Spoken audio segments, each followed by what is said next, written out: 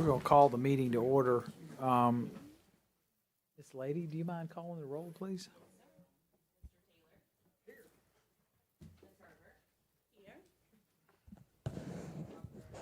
Here. Present. Yes. Present. Here. Reverend McDowell, could you say a few words before we begin?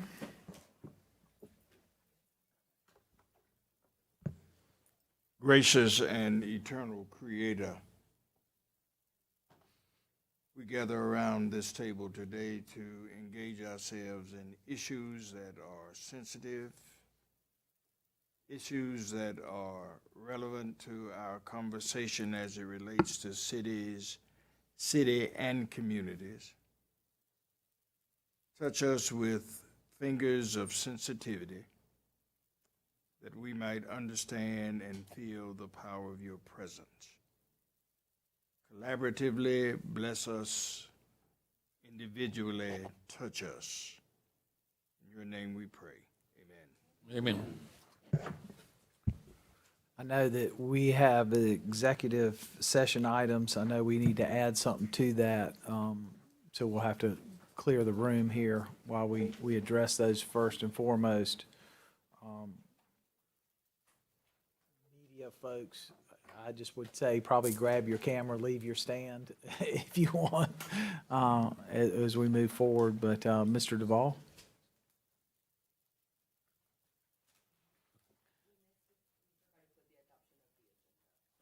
Adopt the Oh, agenda. That's what I think we're about to do. okay. I move we adopt the agenda as presented Second.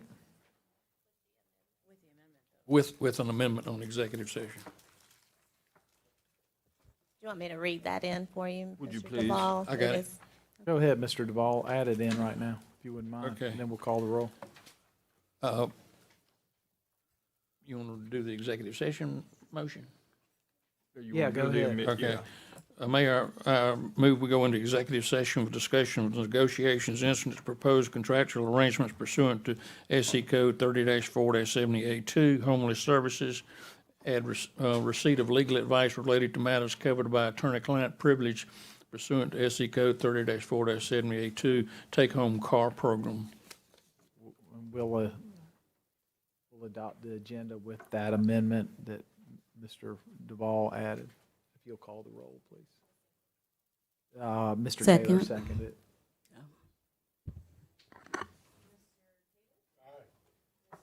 Aye. Aye. Yes. Yes. Aye. Aye. Thank y'all for your patience. We had some important items we needed to discuss and move forward. We've talked a lot about the Office of Gun Violence, some mayor's office, whatever, but the reality is that we need to work together to come up with solutions to address a long-stemming issue in Columbia. And first of all, we're going to start off the presentation. I've asked Chief Holbrook and Lieutenant Cannon to speak first, to give us some of the data and the history and some of the numbers that I think are very important, with highlights on hotspots of a lot of the data-driven information that's important for us to share. Y'all don't have it in your packet, but you will see it up here on the screen. So I'd like them to start, and then I'd like to give an overview of the Office of Gun Violence Prevention. And, you know, we've put together kind of a budget, and that budget's based on a lot of national programs, but there's still work to be done on this, and a lot of it has input, processes, and other things that we need to discuss. So I'll get to that as we get to the presentation that I'll be doing next. But with that, Chief Holbrook. Thank you, Mayor, Ms. Wilson, and council. I'd simply tee this up for Cannon. Cannon is an investigator with the Columbia Police Department. He's assigned to our Crime Gun Intelligence Unit. And he does a lot of the analysis that drives our operations. And what you're going to hear from him is how we really have shifted to a very strategic, intelligence-led focus on people, places, and behaviors. and that drives our operational decisions.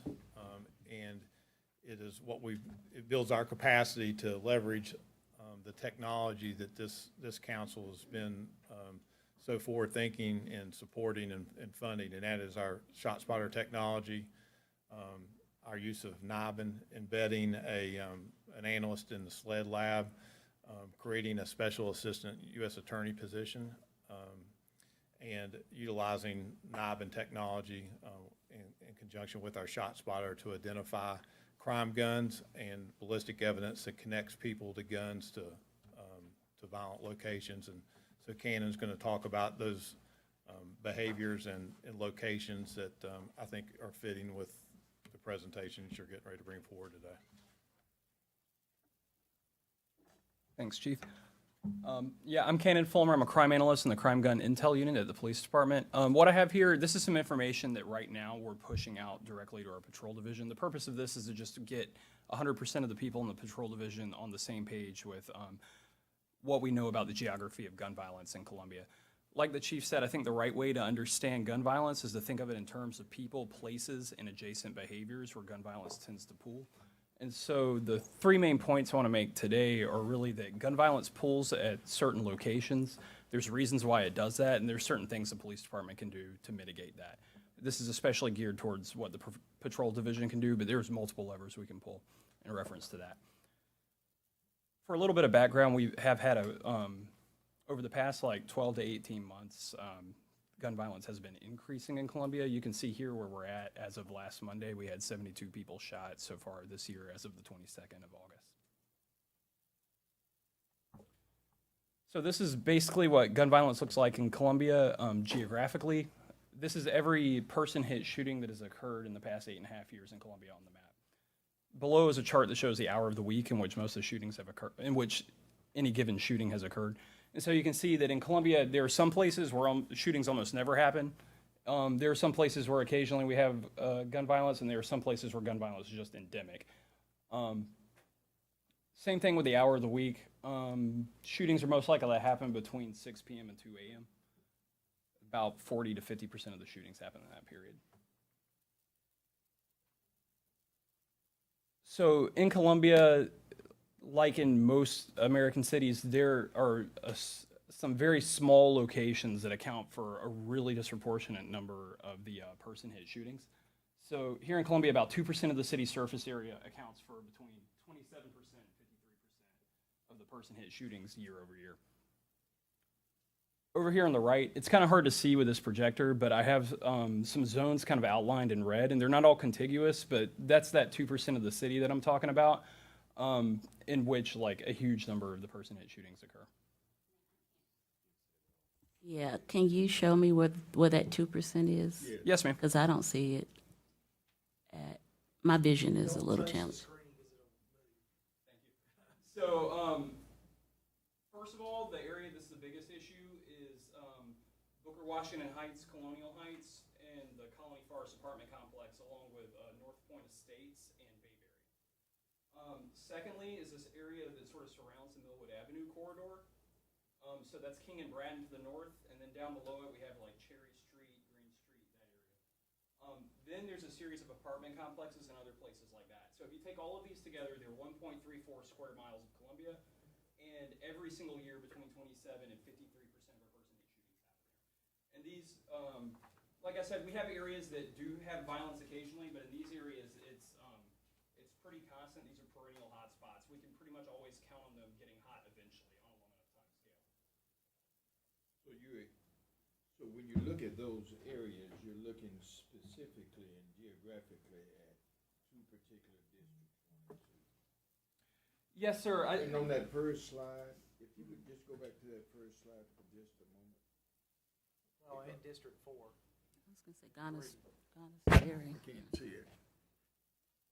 Now, when you, the spot, the little red dots up there, Yes, sir. does that distinguish what districts they are?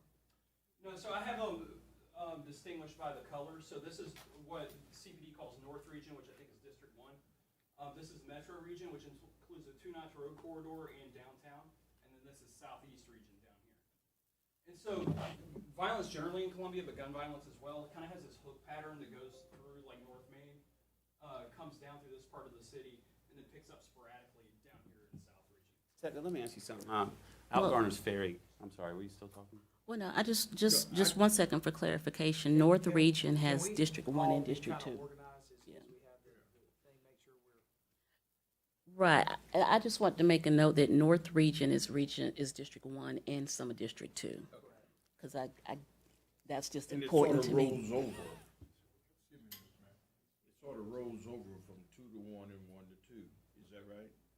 I'm not entirely sure how the regions line up. My understanding is that most of North Region used to be Region 1, District 1, but I don't know exactly how those. It's a blend of 1 and 2. For example, the Garner's Ferry corridor, a lot of donut holes, county, city out there. Have you taken have you combined their statistics for shootings? We work really well with Richland County on data sharing, but they haven't been able to furnish us with a list of like the locations and the victims. I don't know if they have that information. It's something we've talked to them some. We do know that when it comes to the people and places, there's a lot of overlap between us. So their reporting, does their reporting include our reporting I don't think they. as a county? No, sir, I don't think when they report their shooting numbers, at least internally, what the sheriff sees and what they share with me, I think they're only counting things that happen only in their jurisdiction, not in the current jurisdiction.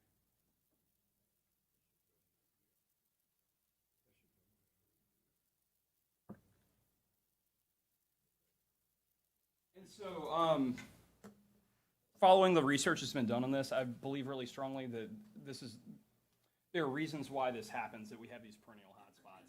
And the three main reasons are there are features in the environment that make certain parts of the city more conducive to gun violence than others. There's something called the near repeat phenomenon, in which this happens with pretty much all crime types, but it applies to shootings as well, where if a crime incident occurs, there's an increased likelihood that another incident will happen nearby in time and nearby in space.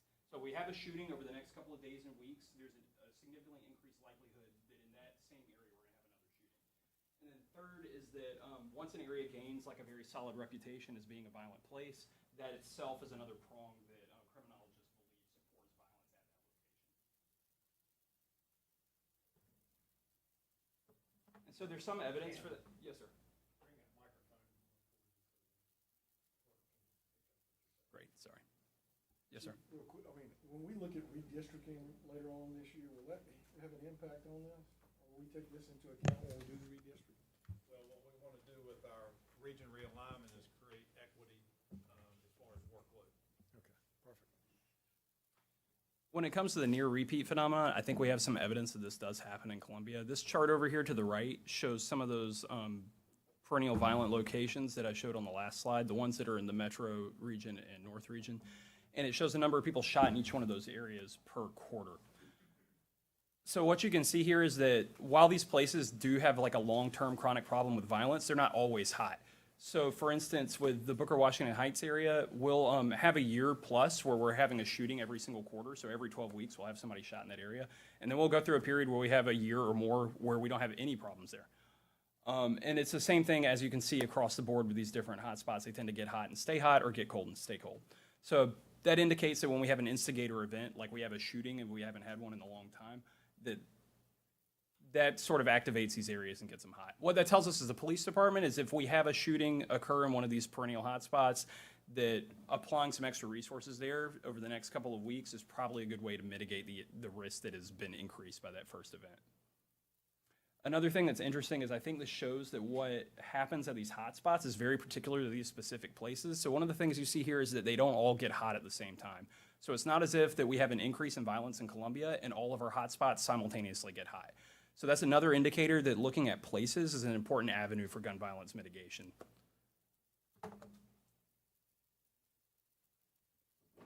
We've taken a look at some of the features of the environment that we think are probably correlated to gun violence. This map here shows our report, the CPD report areas they're color-coded based on how many vacant lots occur in that report area. And these are like unkept vacant lots. These aren't green spaces. And then on top of that, I have the person hit shootings for a certain time frame laid on top of it. And so you can see that generally there's a correlation between places where we have a lot of vacant lots and where we have person hit shootings. We've also seen a correlation with vacant buildings and cuts or desire paths. Those tend to co-occur in places where we have gun violence.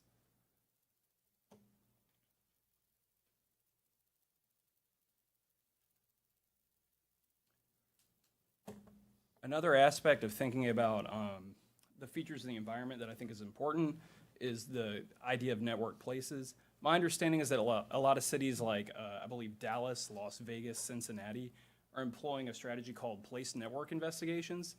The idea undergirding this is that these different features of the environment sort of work together to create an infrastructure that supports criminal activity at a nearby place.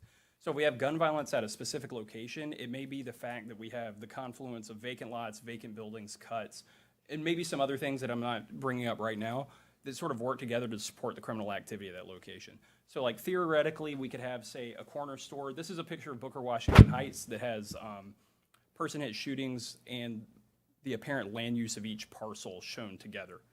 And so as you can see, what I think is really interesting about this map is that we have a lot of shootings in that neighborhood, but the top 2/3 of Booker Washington Heights, in the entire time period I have data for, there's never been a shooting. In the bottom third is where all the shootings have occurred. And in the bottom third, there's a way higher concentration of vacant lots and vacant buildings. In the top 2/3, there's a lot of single-family occupied homes. The other thing that I think is going on is that a lot of these features that probably increase risk sort of have a synergistic effect and they're reinforcing each other. And so hypothetically, like you could have a corner store here that's probably drawing potential victims to an area, maybe robbery victims, so to speak. And then nearby, if you have a cut or a desire path, that provides a place for like effective egress if you commit a robbery. If you have vacant buildings nearby, that's a place to hide or stage up before a robbery occurs. These same features might support an open-air drug market, which we know increases the risk of gun violence as well. So you have a place to sell to potential customers, you have a place to use drugs, to store things like that. The reason why this is important is like in Cincinnati and other places where they've focused on this sort of, so to speak, criminal infrastructure, that doing the investigative work on the front end leads to long-term gains after the investment is no longer being applied to that area. So what they did is they found, like, for instance, if they had an apartment that was being used to sell drugs or something like that, they would work to get that issue resolved instead of just arresting the drug dealer, deal with the tenant or the renter or whoever, get rid of the cuts, deal with the vacant lots or abandoned buildings. And so then the problems that led to the violence in that area can't easily return as soon as the investment in law enforcement resources has been moved to another location. I want to push this out to our patrol division because I do want them thinking about this a lot while they're out on patrol so they can feed this information back to us and sort of forward our understanding of what's going on in their different high violence areas.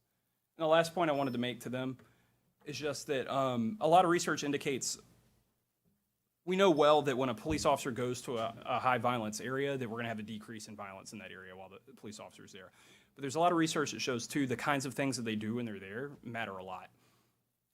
And specifically, if they're there making proactive community contacts, getting out of the car, getting to know people in the community, and taking proactive enforcement action that's narrowly directed at the behaviors that are adjacent to gun violence, that's where you see the gains.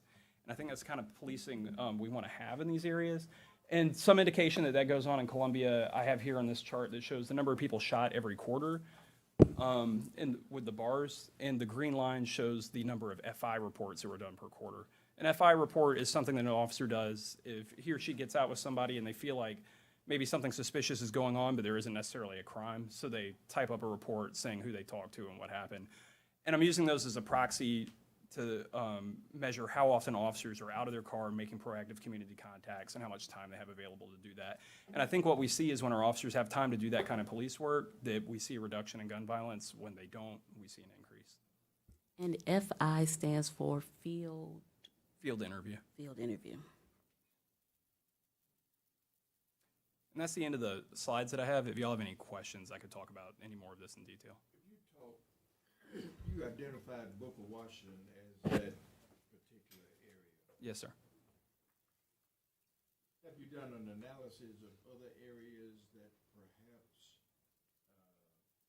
sort of impacted the kind of numbers that we have in Booker Washington to another area? You mean have I compare Booker, Washington to other? Yes. So, Comparatively, how do you look at that? so how I arrived at giving that particular attention to that particular community is I took all the shooting data I had for the past like 6 to 8 years, put it on the map, and I just saw where we had really clustered, just visually saw where we had really clustered gun violence, and especially if it was like persistent over the long term. And so I did notice that the Colony Forest Apartment Complex, the North Point Estates, Bayberry, and Booker Washington Heights are all contiguous, and we have perennial problems with that. I thought Booker Washington Heights, I like to use it as an example because the layout of that community is really interesting to me because we can see different land use going on with different parcels there. And I think also it's really striking how, if you looked at it at the community level, you would say, well, there's a lot of gun violence in this community. However, it's really, really narrow. It's just micro locations. Right. So I think that suggests like really good avenues for intervention that I think fit really well with the direction that we want to take the police department in. Another area that's really similar is the Millwood corridor, the Millwood Avenue corridor. So I haven't looked at that in as much detail because it was kind of labor intensive to go like plot by plot and look at the parcels and figure out the land use. But so I think the next comparable place though is the Millwood Avenue corridor. The other places that have very intense and very concentrated problems with gun violence are apartment complexes. Any other questions for Lieutenant Cannon? Yeah, let me just say a word of thanks comparatively looking at those particular areas. And I think you're probably right when you look at Booker, Washington and the number of vacant houses there are in that area and the emphasis we placed on demolishing some of those houses in that area, which will, of course, lend itself to a greater accent on gun violence and that sort of thing. The other thing that I think is important is that 1/3, I heard you say 1/3, topographically, when you look at Booker, Washington, 1/3 of those houses and that area, of course, you could almost say it's renter. It thrives on that renter consciousness.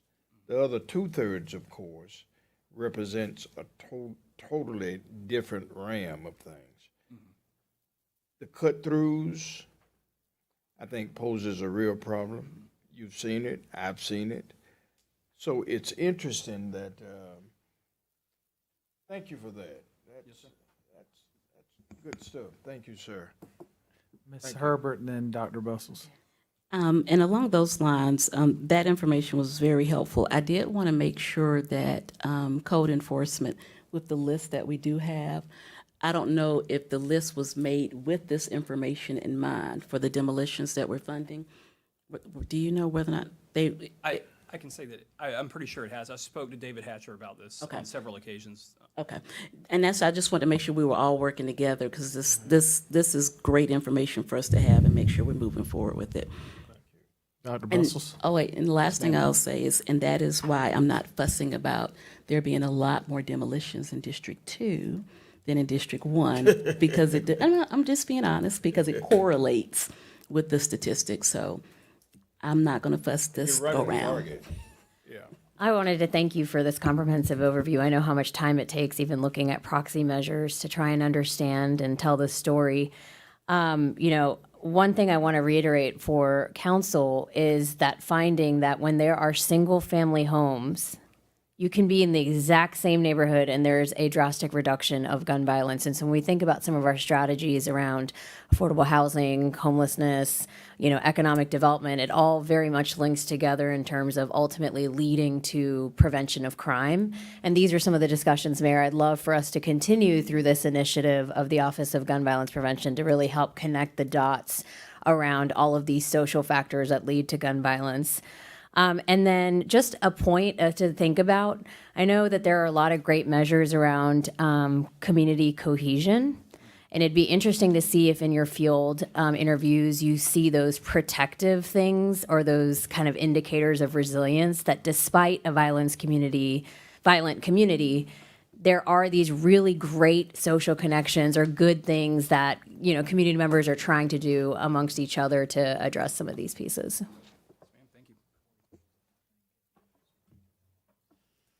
Thank you, Lieutenant. I appreciate it. And I wanted the lieutenant and the police department to share the information that they had shared with me previously, but what they share with their officers, because I think it's very important to understand that we are very data-driven, and we are looking at things, and I think Booker Washington was such a great example, because you can see there are things that we can do immediately.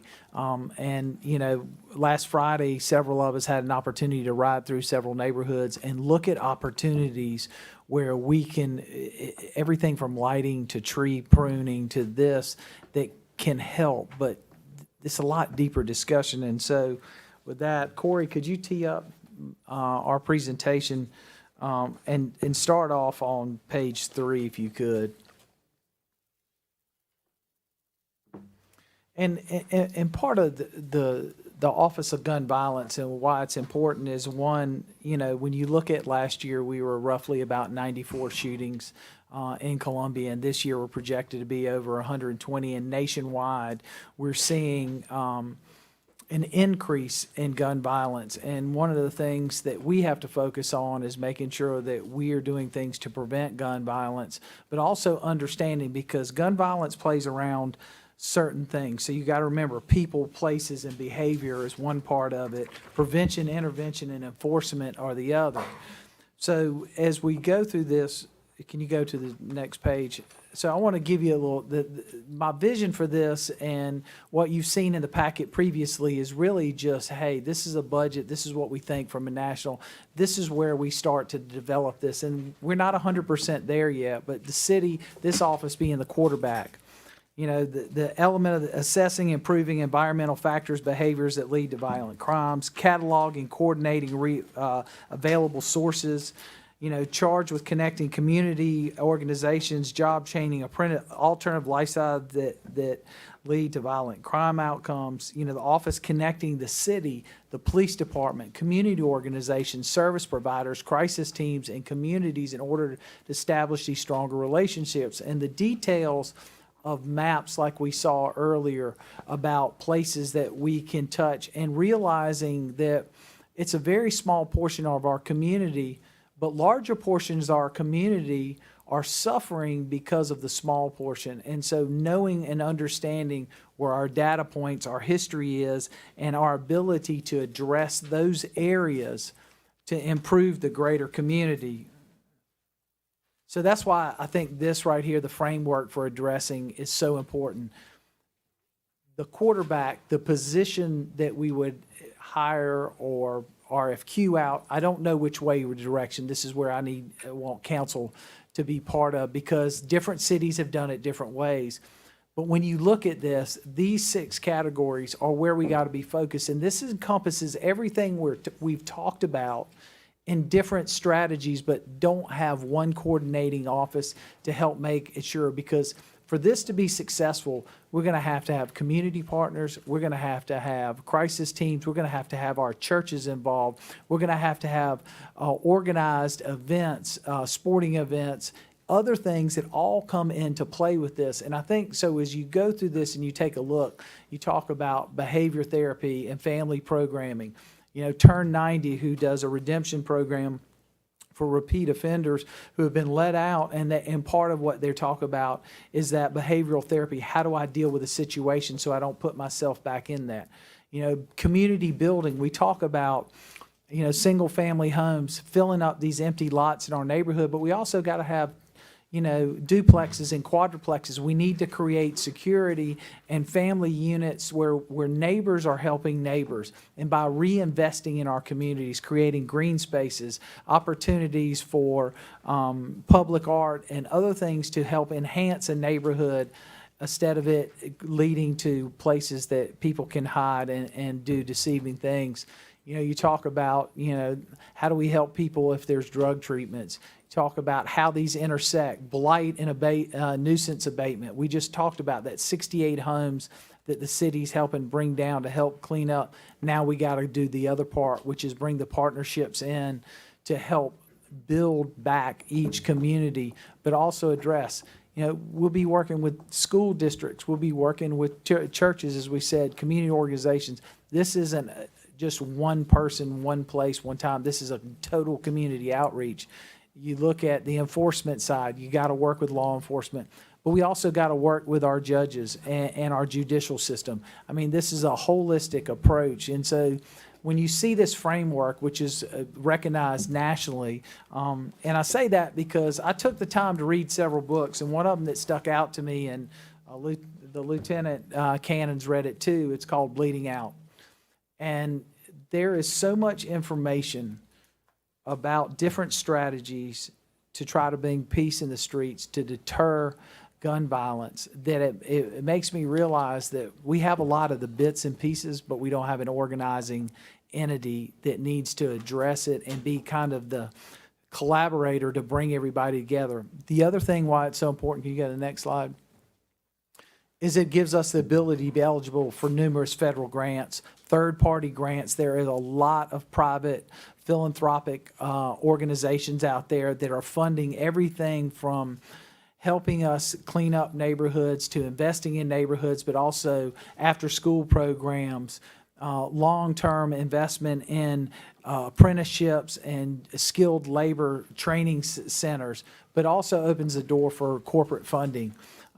We spoke to Senator Scott several times in Washington, and he kept saying you got to create an office so you can have the ability to take advantage of what other communities are taking advantage of.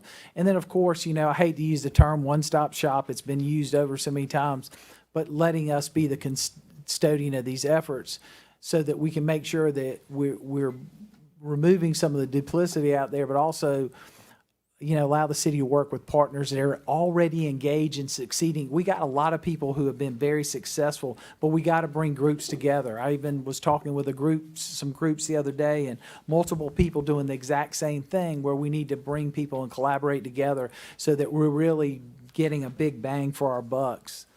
And then, there's so many case studies. There's so many offices of gun violence being created, prevention being created across the U.S., and all of it is community-based first, law enforcement is second, government entities and administration third. And so we got to have that coordinator. And what I'd like to see us do is invest in the office. How we get there, we still got to work out. Do we want to put an RFQ?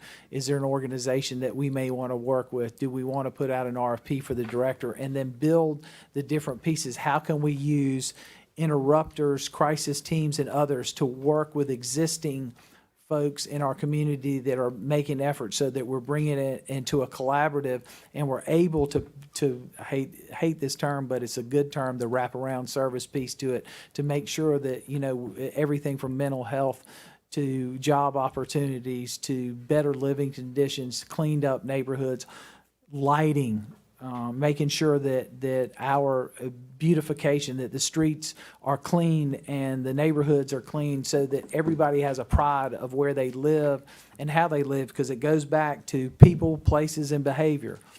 You see the reduction in this because you forget, and every time somebody is killed in gun violence, it's a multitude of resources that go there. It's hospitals, it's the first responders, it's the police, it's the courts, and everything else to it. And when you look at those dollar amounts, you realize that we need to be spending money to prevent in the front end instead of putting those resources at the back end when, unfortunately, we usually end up with somebody who's severely injured or somebody who's murdered.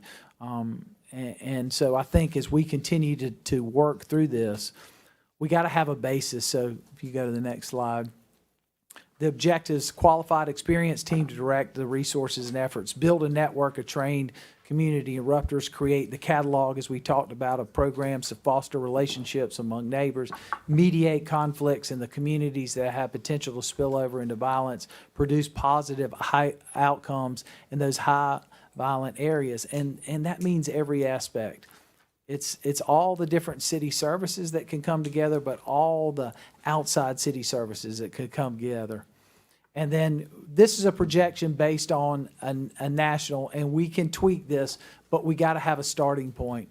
And the reason I want to establish it for the first 3 years, because I think we can show the progress of where we are and be able to take advantage of all the federal funding, the community funding, and the corporate funding that's available to continue to build up and make this a long-lasting program where we see a drastic reduce in gun violence in our community. And with that, I'll open it to discussions. Like I said, I don't have all the answers, but we've spent a lot of thoughtful time about an approach and why it's important to our community, backed by the data that we have in-house, which I've shared with some national folks who were extremely impressed with the detail of data and what we put together for our team. So, Chief, want to thank you for what y'all are doing there, but also thank your team, because there's some bigger cities who would love to have the data and the dedication that we have at the Columbia Police Department. With that, I'll open up to any questions. Like I said, this is the beginning of the discussion we have. Obviously, we haven't gotten, this does qualify for ARPA funds, and that's where we're headed with it at this point.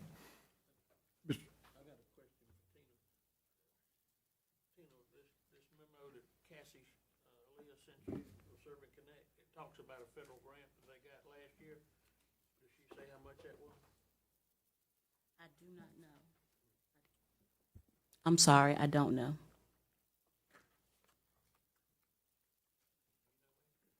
They've got a grant from DOJ for Serve and Connect. Yeah, I couldn't tell you all the details of it. Well, and I guess just to piggyback on that question, I know initially the discussion, well, first of all, I totally support the concept of having an Office of Gun Violence Prevention. But I do have tons and tons of questions. But going back to maybe what Howard was, where he was going, I thought initially we were going to, or the intent was to partner with Serve and Connect. Are we no longer? No, if you read it, Serve and Connect and other community organizations are opportunities for us to work together. We have to do a process to get there. We don't have a process yet, but obviously the groundwork that Miss Aaliyah has done and her organization, we want to work with them in every way we can. And I hope we continue to do that, because they have done incredible strides, and I think we can enhance some of the programs that they're doing. But we have to go through a process, and we got to decide what that process is. And I think we got to get that coordinator, and that's why I said, is this an RFQ process that we may want to do, where we could go to an organizational group like Serve and Connect or whoever it is, and go through a process, or do we want to, put out, use the different organizations and what some of the national standards and all those folks have done, so that we can include it in what we're looking for in a director of the office, which is somebody who's got to understand deep community relationships. Mr. Mayor. Well, based on the first presentation, it sort of lends itself to a real discussion about where gun violence is taking place in the community. That has to be figured in, I think, as we look at geographically where those instances are taking place. The second thing, Mr. Mayor, is I think at this point I like the collaborative approach. It has to be collaborative. There are programs now that are functioning within our city that does some of these kinds of things, and how we marshal and sort of usher in those kinds of programs, making it a collaborative approach. The other side of that is, I think we've really got to emphasize the whole notion of having skin in the game.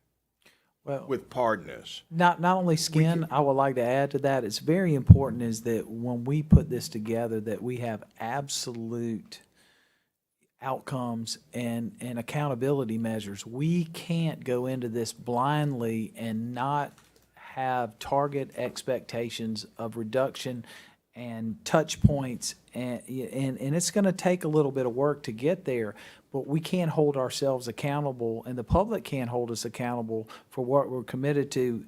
We got to have specifics that we're targeting and areas that we're targeting, and we expected outcomes.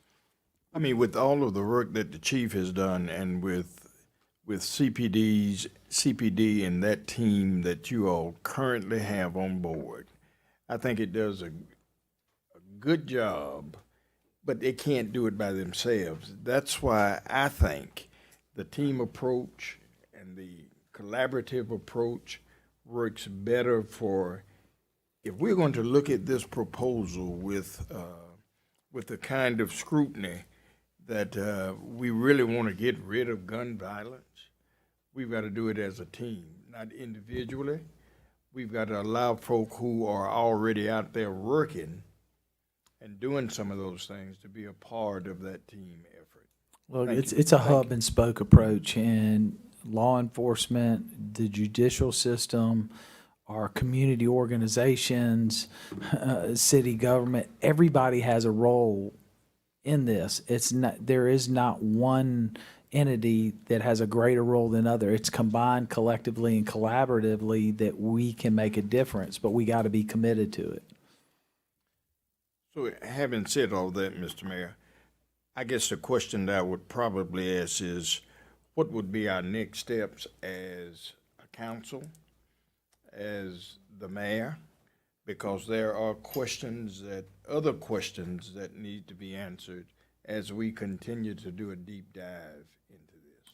So what I would recommend, or what I'd like to hope to see, is that you collectively share your questions and let's get them answered. I may not be able to answer all of them, and I'm going to think, but we'll work as a staff to answer all the questions. What we have to do is, as we have a discussion, is we need to carve out potential funding and have it set there so that we can go back to it, so that we know it's there, because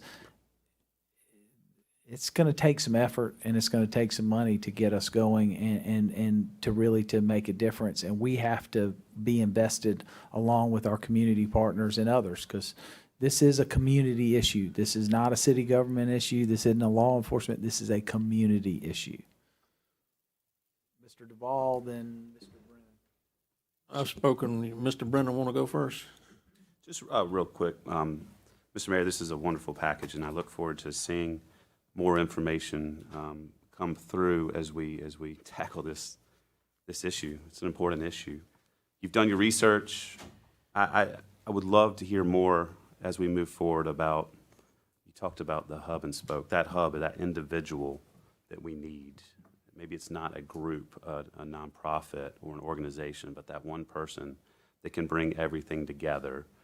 So, we talk about an RFQ, it's almost as if it's a job posting as well. It may be both, and I think, to be honest, Mr. Brennan, I think in today's world, it makes sense for us to go down two paths so that we have options, so we can pick the best option that helps us bring this all together and makes the impact. And the It may talent, be a group and it may be an the individual. talent that comes from that decision to pull it all together. It's not unlike other quality of life issues that we're talking about structurally and how they can affect the city. So I just want to thank you for bringing this forward.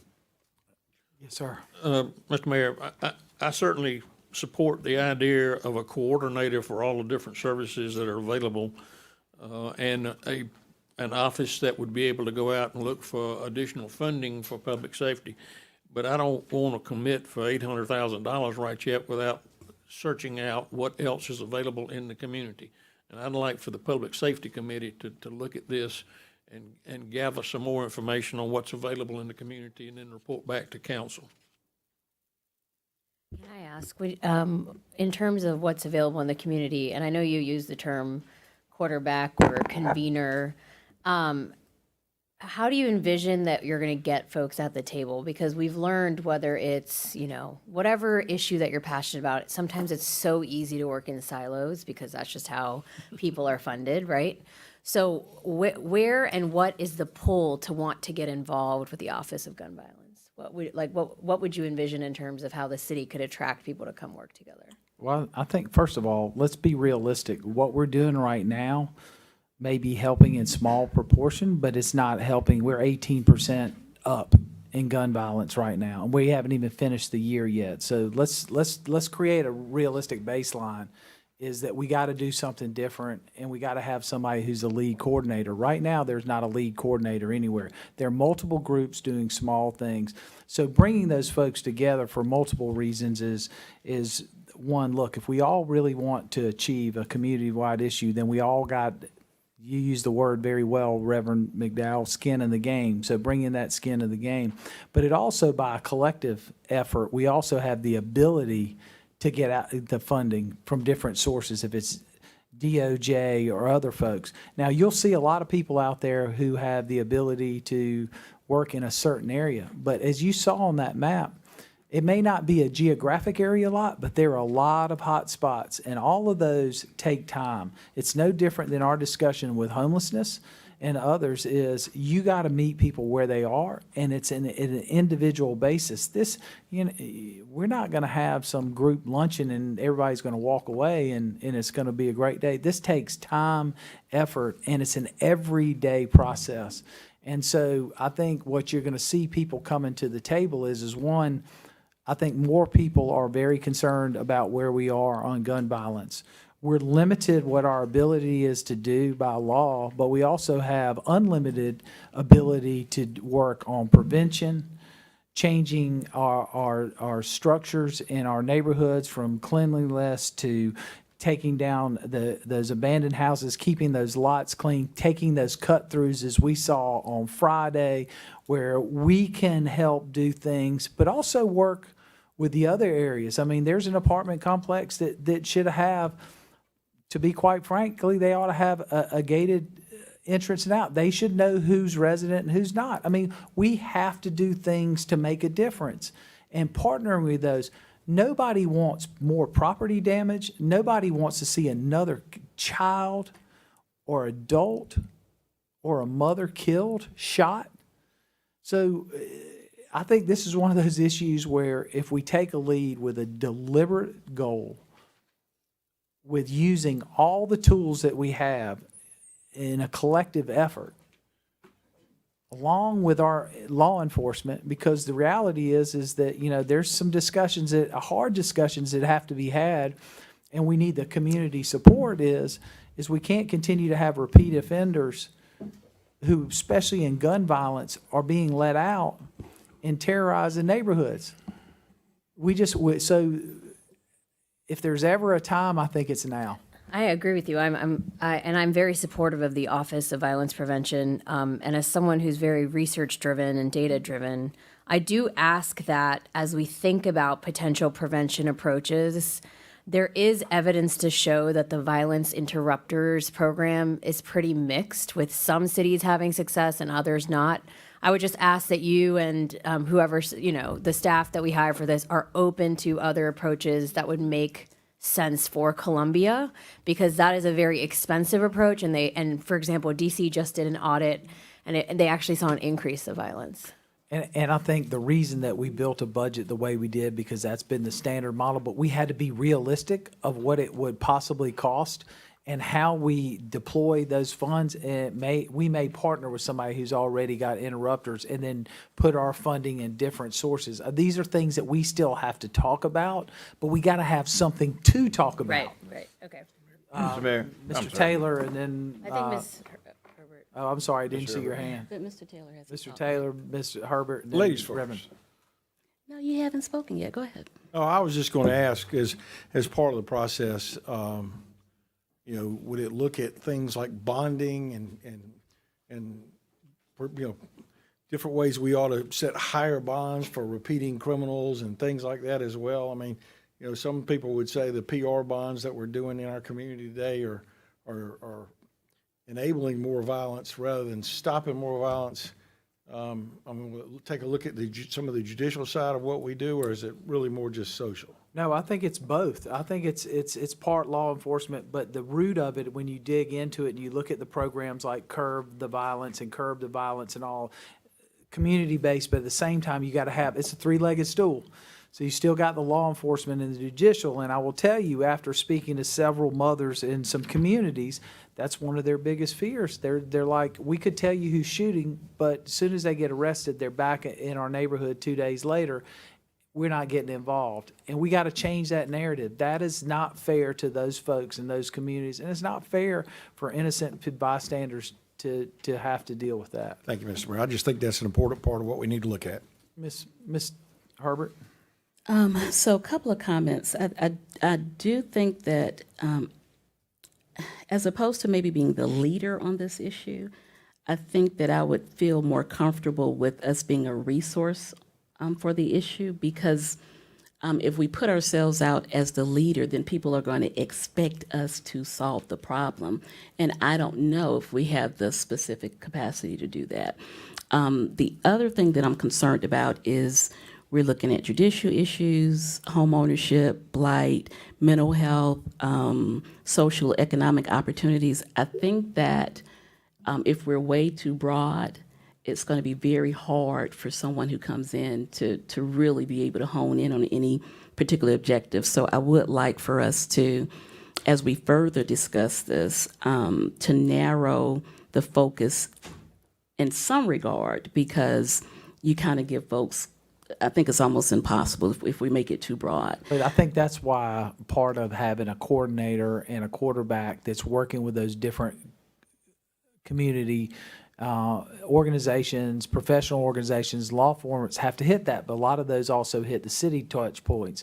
And if you look the root cause of gun violence, all those aspects are interacted. So you can't just pick one or two and focus on that.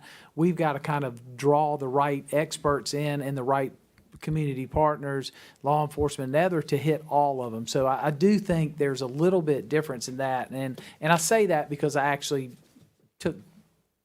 did a lot of reading and trying to dig into understanding what we could do that we haven't done.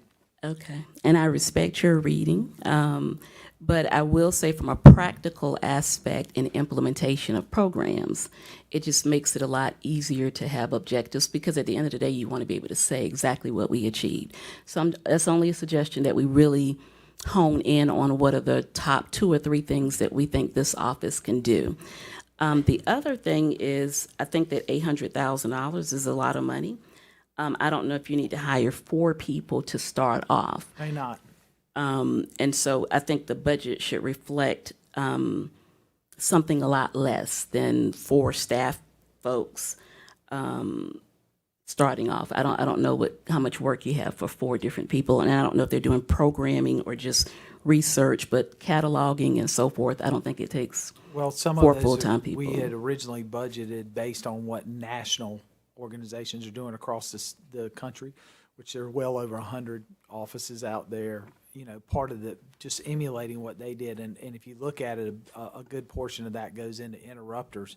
So if we have organizations that are already doing that we can enhance, then we can redirect that to another. And I think that's part of why it's important that initial person is so key to help us as we start to bring all those pieces together. Where do we need to go? What I don't want to do is I'm planning for the absolute maximum of what I think it would be based on some other models, but doesn't mean that we have to go there. And I don't think that we ought to just automatically say we're spending all this money. We got to be very deliberate about how we do that. But I just use this as a basis to give us somewhere to start. And then with respect to the additional funding that we'll be able to go after, would the office be responsible for going after that additional money, or is that something that we'll do with our consultants and our grant writers? It'll probably be a combination of both. I know that there's some funding sources from some philanthropy groups that help fund and also provide the service to help you get that. I think we're learning more and more, and one of the reasons we want to prop the office up, because that opens those opportunities for us to get that free help to go after different funding sources. Some of them are project specific, some of them are much broader. Okay. Mayor.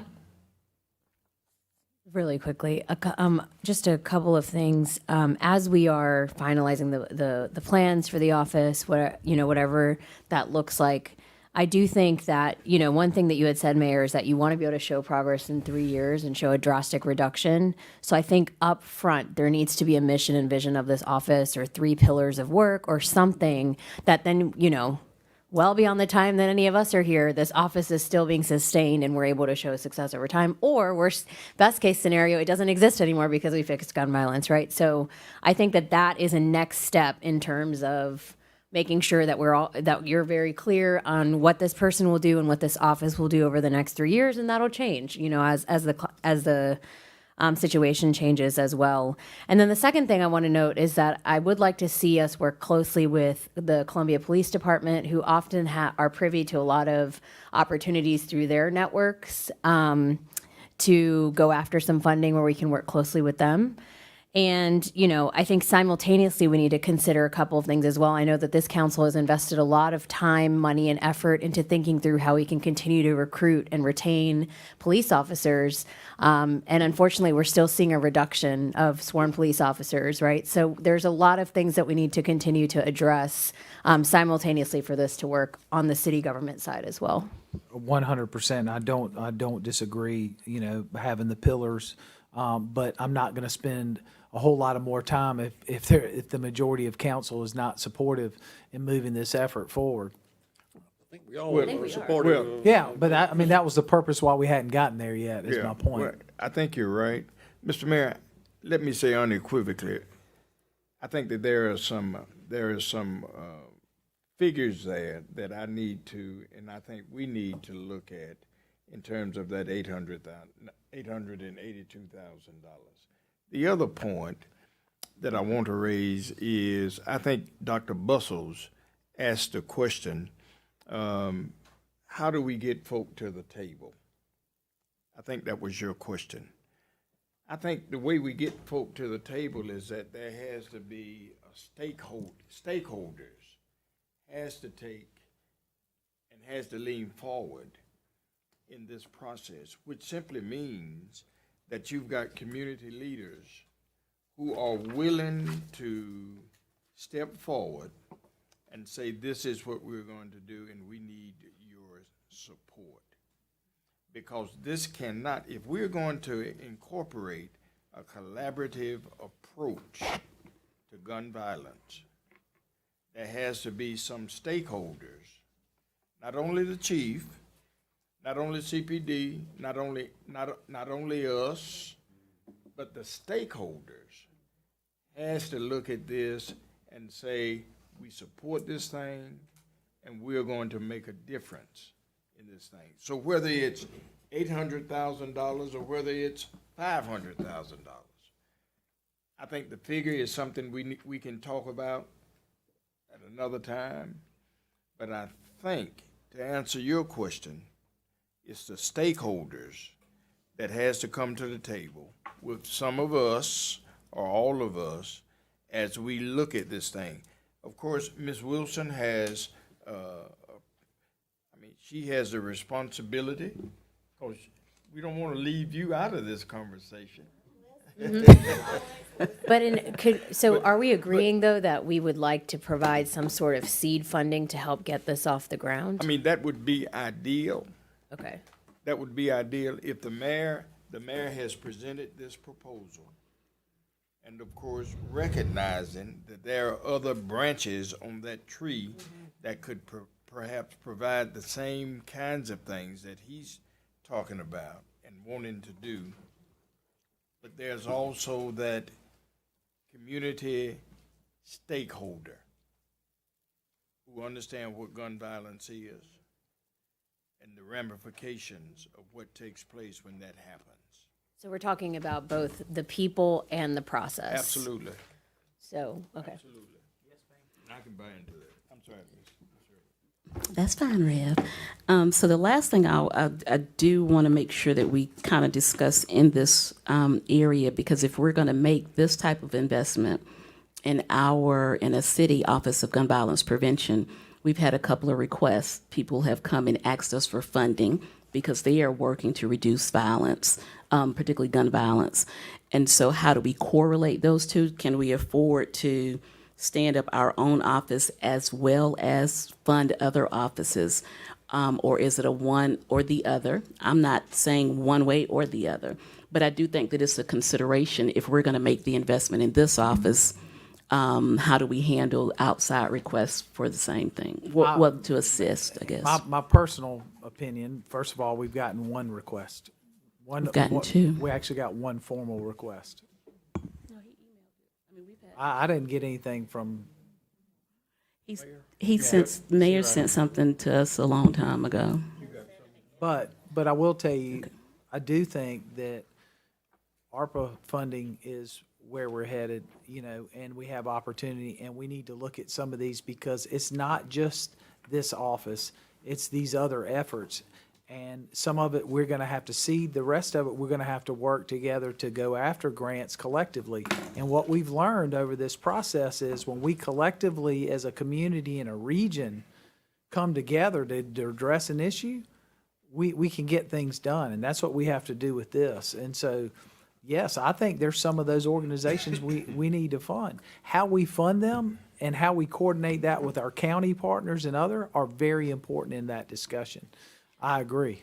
Would you be willing to consider funding them out of the budget that you have, that you're out of your proposed budget? For instance, if it's not used for salaries, if we're talking 800,000, maybe 100 or 200 towards some of the entities. I think that is one of the purposes of the office is to create those community partners. Now, how do we create that process? That's something we got to talk about because we're not there yet. But I will tell you, we got the proposal on the after-school program and basketball program, and it makes a lot of sense. And it's a reimbursable program, which is different than what we've seen with most. Now, there's some questions in there that we all have to discuss at the appropriate time because we hadn't gotten there yet, and it is an ARPA fund request, but we have to, but I think that's something that we ought to look at, and can we do it on a trial basis to do it? I know the county is going through a process. They're not there yet. They have not, my understanding from county council is that they haven't completely turned it down. They're going through a process. Right. But I think there's a reimbursable, and there's a way we can look at that. If we have to fit that in, and that gives us enough money and time to go after other grants and stuff, that is. But I think we got to talk about that process so that because so many different stakeholders are coming. But I do want to clarify, this will not be successful if it's a 100% government run or funded, and we need to make that clear as we move forward. It's got to have the community behind it at every level. Well, that one proposal, of course, is before us. Not before us, but of course, it's been handed out to each of us. A very appropriate program, powerful program. How we fund that, whether it's through the $800 and some odd $1,000 or whether it's through ARPA fund. At some point, we need to make some collaborative decision that in some places it's working. Absolutely. And of course, that's one of those places where something is working. I think the consensus of council is that we want to go forward with the Office of Gun Violence Prevention. Let's send it to the Public Safety Committee and give you some details on how we would suggest it move forward. Well, can we get the questions and stuff first answered before we decide it needs to go to a committee? Because at this point, I'll send it to committee if you got the questions answered.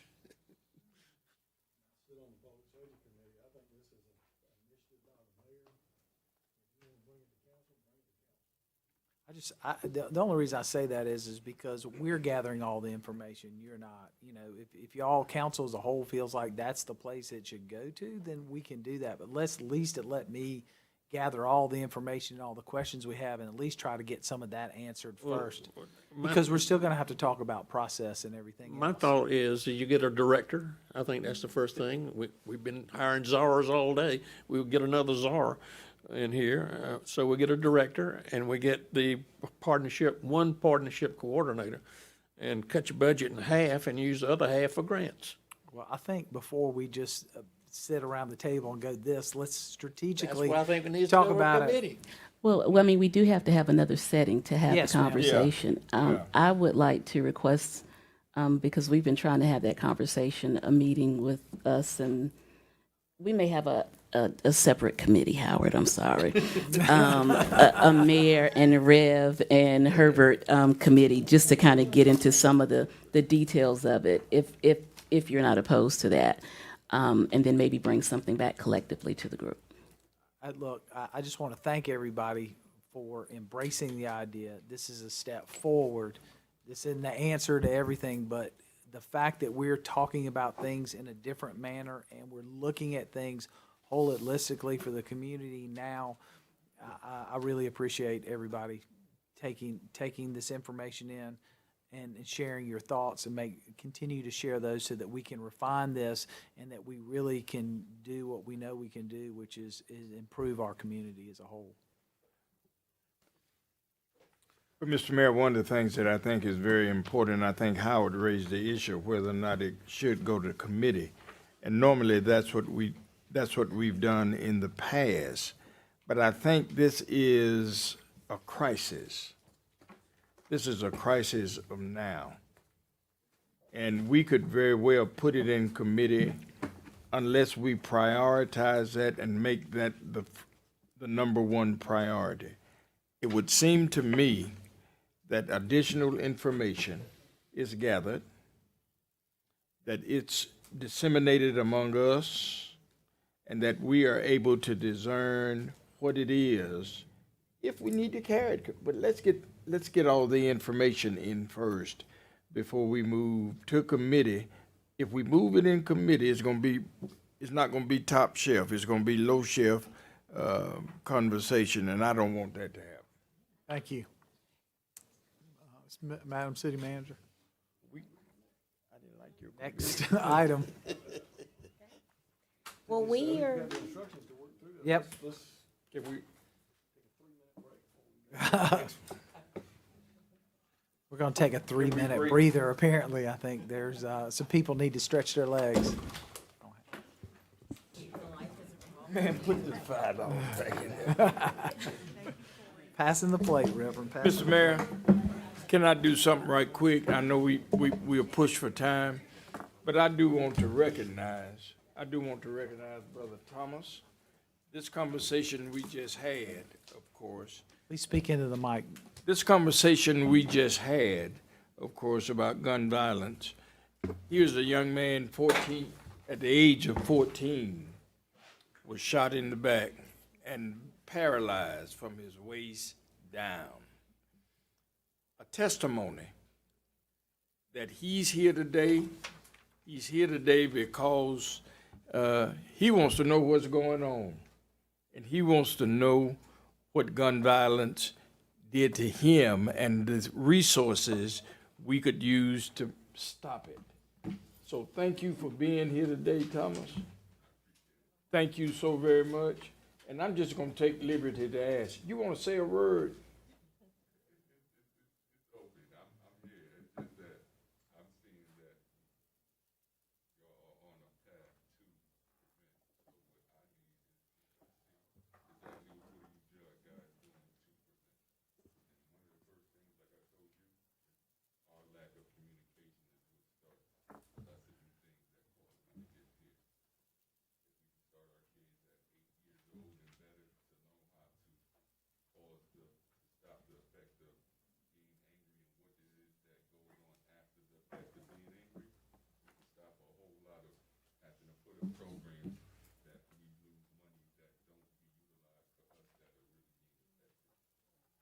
Thank you. Now that's who the media ought to talk to. That's the guy that media ought to interview and say exactly what he just said. It's a conversation. It's a lack of a conversation. Watch Fox right there, looking for Mr. Thomas right now. Come on, That was divine intervention, Reverend. you get Mr. Thomas. That's a testimony by itself. Thank That's you, what Mr. happens when you put $5 in the plate. Thank you, Mr. Mayor. Anybody else? Just $5, yeah. Thank you. Ms. Thank you, Mr. Kaufman, Mayor. the floor is yours. Well, thank you, Mayor. Good afternoon, everyone. We appreciate your time again today. We're going to go through a few items on your agenda. Starting with discussion of the American Rescue Plan Act, an update on that information. A proposed community promotions grant program, hospitality tax and accommodations tax allocations, some continued conversations around there following the budget discussions. Previously funded and proposed city council special events, a recap of the city manager funding recommendations, a recap of the Finley Park recommendations. Both of those are if additional conversation is needed. We have highlighted that information in your packet as redlined from changes from the original to the proposed. I just wanted to make sure council was aware we're trying to follow the memo that was sent out on Friday as well, but we'll go through each of the items in detail. Hopefully we can get through these today, and I really think this will provide a good closure to some of the budget, follow-up budget discussions that we've been having in these work sessions, and look forward to a September 6th budget amendment that addresses some of these for your consideration and action. Missy, I didn't mean to interrupt, but I wanted to connect that dot for council because you did a great job of summarizing everything in the memo. Absolutely. Thank you, Ms. Wilson. That helps. So pointing out with the American Rescue Plan, I will ask for forgiveness. You do have a single page in your spot that is a replacement of one of the slides regarding the American Rescue Plan. It's just a correction of the totals and the information on there. So I just added it in. If you want, like a reprint of the entire presentation with that slide, let us know. We will happy to accommodate. So without spending a lot of time on the American Rescue Plan program, we're all familiar with what it is for and where it comes from. It's allocation from the U.S. Treasury to municipalities. The City of Columbia received $27 million. We've received both of our tranches, as it is referred to now. There are specific eligible uses that were spelled out by the American Treasury, U.S. Treasury, for the uses to include replacement of lost revenue, support public health expenditures, address negative economic impacts caused by the pandemic, public health emergency, provide premium pay for essential employees, and invest in water, sewer, and broadband infrastructure.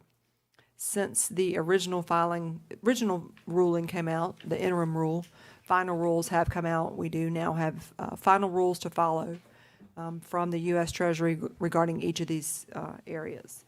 I've included in your packet 2 slides directly from the U.S. Treasury just for your information. If you are interested in reviewing them, I won't necessarily cover through them. It just defines a little bit more about the uses of the programs and the allocations. We are reminded to continue to have robust compliance of the Treasury program. These are federal funds. They are still subject to 200 CFR, as are any other federal programs. And there's also requirements for evidence and building a program that is compliant. Framework is very critical, as we are reminded from U.S. Treasury on a regular basis. We are required to report to Treasury every quarter, and so our next reporting will be the end of the October quarter for this year. So what we are wanting to talk with you today is about what we have committed and expended to date, and that is the slide that was reprinted and provided for you. To date, we have committed and expended $11.6 million. That includes allocations that we have made in the current year general fund budget, the allocation for the grant contracts that was awarded at your last council meeting. Question this one by one, or you want to wait till we're done? Oh, however. $2 million. Tell me what that is. So in the budget that you approved for the current fiscal year, we included $2 million as a part of the lost revenue in the general fund budget. We did at the time. Of course, once we end the fiscal year, if for some reason we don't need it and the council wants to return that back to the allocation, we could do so.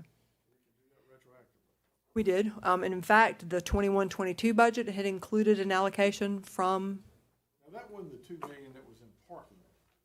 no. No, we ended up not using it in parking either, so that's why the 21-22 approved is now zeroed out. We did not need those funds in that fiscal year, so we've zeroed that out. So yes. We've also, committed in terms of what will be committed on the agenda for next week with your budget or allocation is $500,000 towards police facility renovations and fire station renovations. We have categorized those under the lost revenue program. Public safety, which really, as we get into those specific programs, most likely will meet one of the other eligible activities, but each activity and expenditure will be subject to which program it'll be best suited, whether it's the lost revenue or one of the other programs. So we have allocated, City Council has allocated funds for the Pathways Unit for the Police Department. Question on pathways. Ms. Wilson, Yes, sir. originally for 4, Yes, sir. do we think we're gonna need 4 now? Or do you think it will be less than that since of the way it turns out, the hours that they work? Right, that might be better for Chief still as they're seeing how DMH is staffing them, but I don't know if you can give an answer to that yet.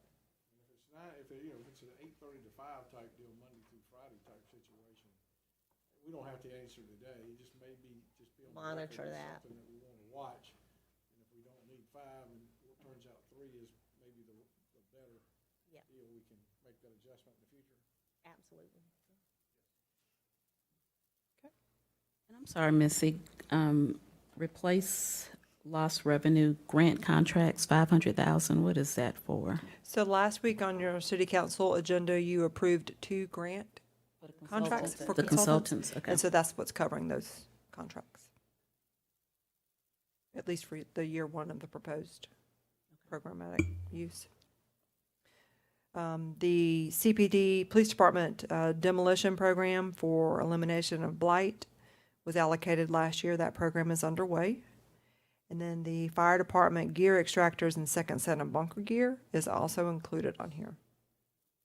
Was also allocated previously.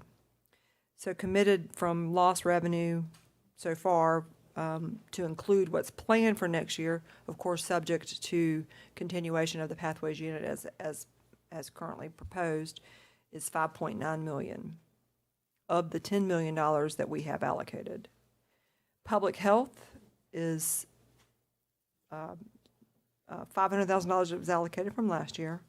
And then, of course, premium pay and vaccine incentives that were paid out over the last fiscal year. Any questions about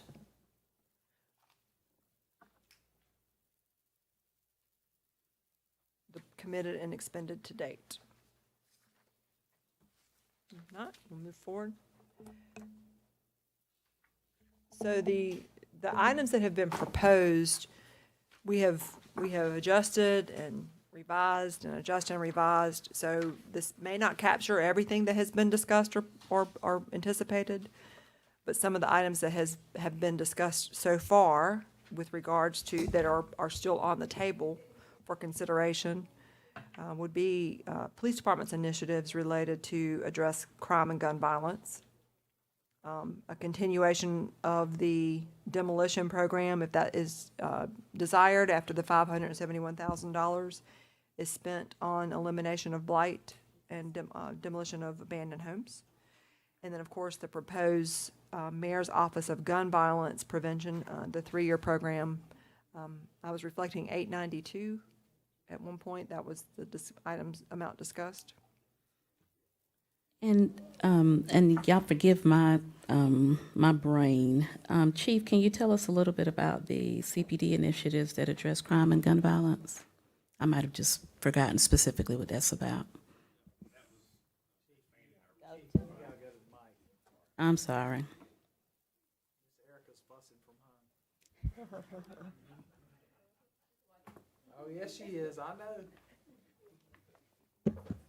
That would be for expanding the, as we stand up the real-time crime center, expanding our technology. Gotcha. Thank you.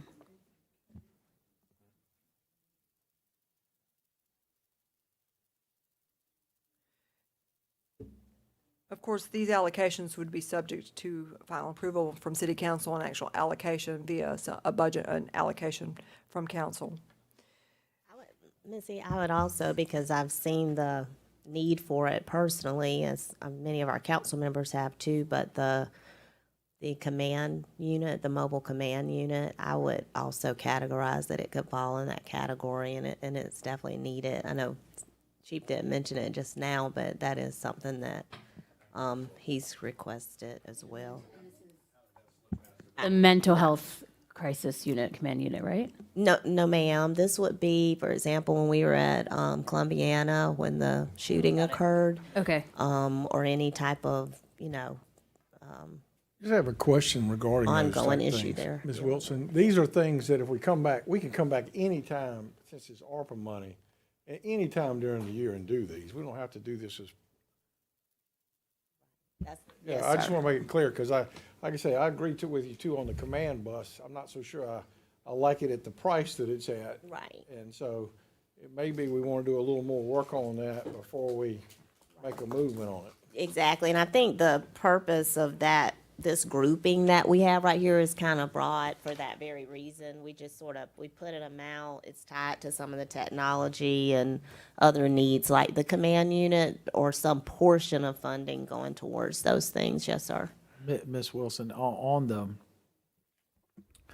we've got 3 more years to spend this money. So, there's some things up here, obviously, that we budgeted that have changed drastically, and there's some grant opportunities that can come and some other things that have changed some of those.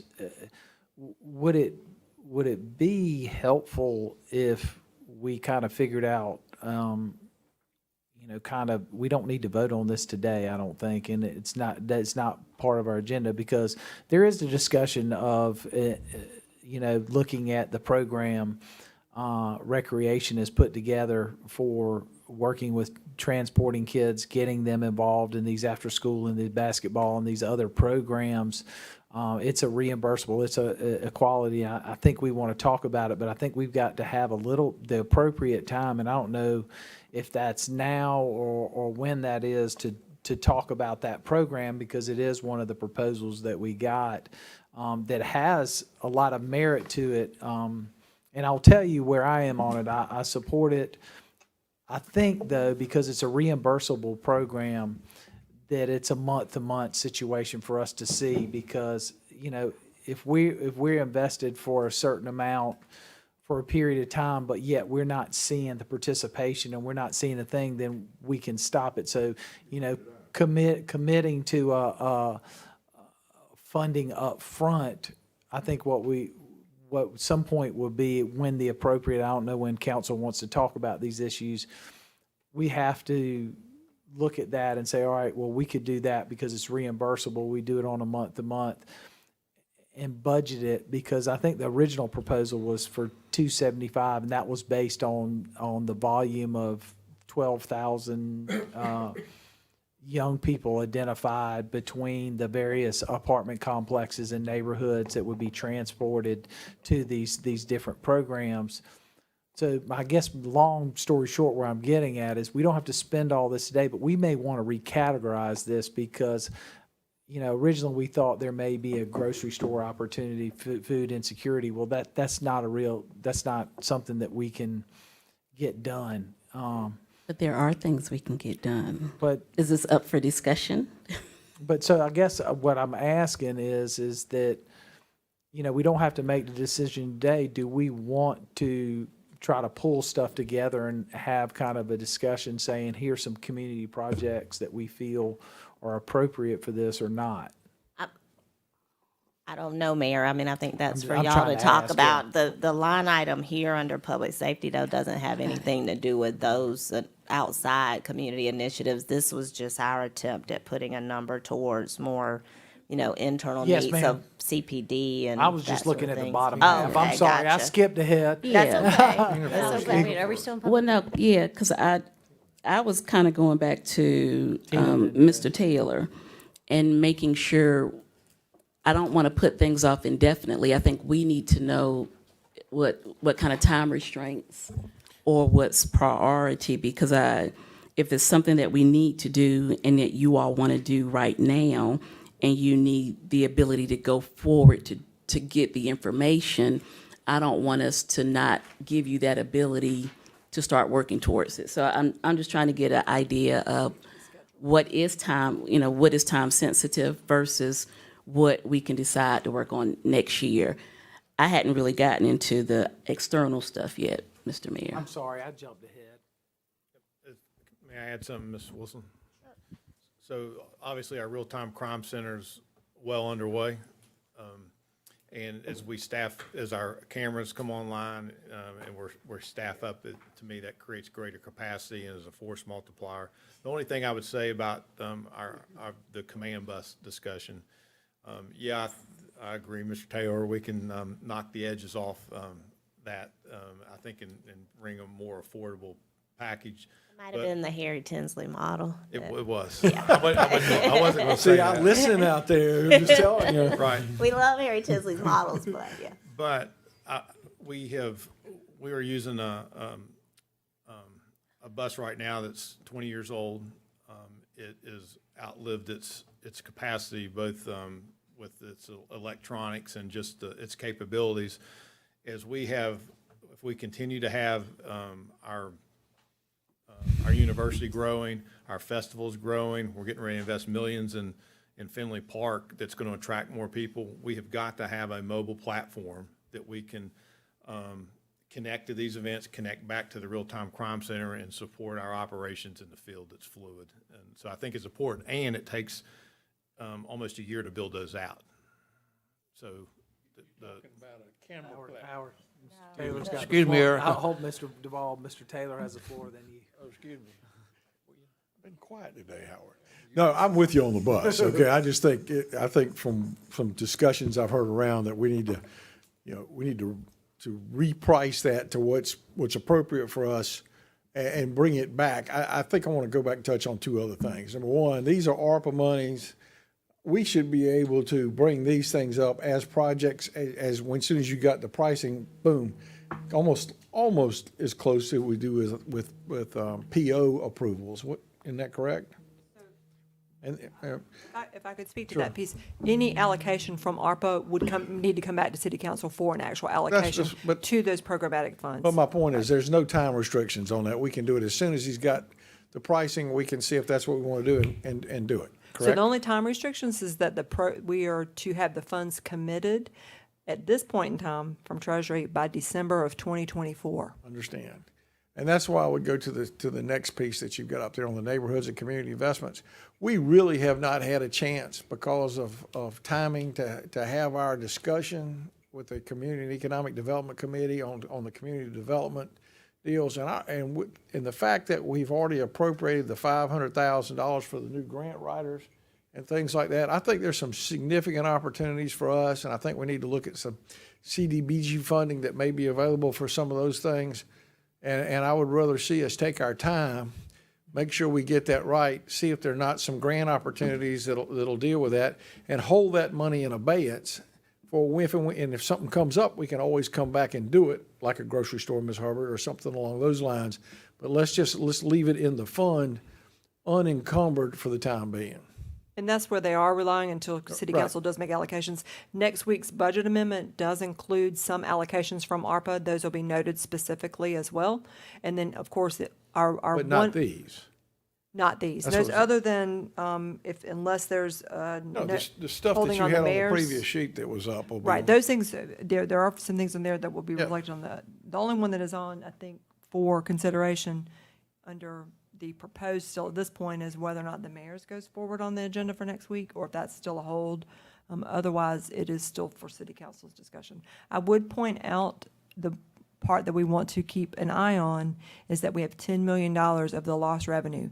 Everything else has to be allocated within those spending categories, allocated or determined by the eligibility of the Treasury program. And the lost revenue doesn't have to be budget spent until 24?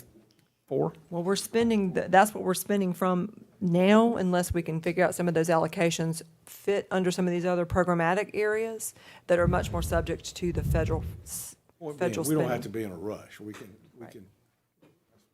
Correct. and the chief will get a reprice on the bus and bring it right back to us.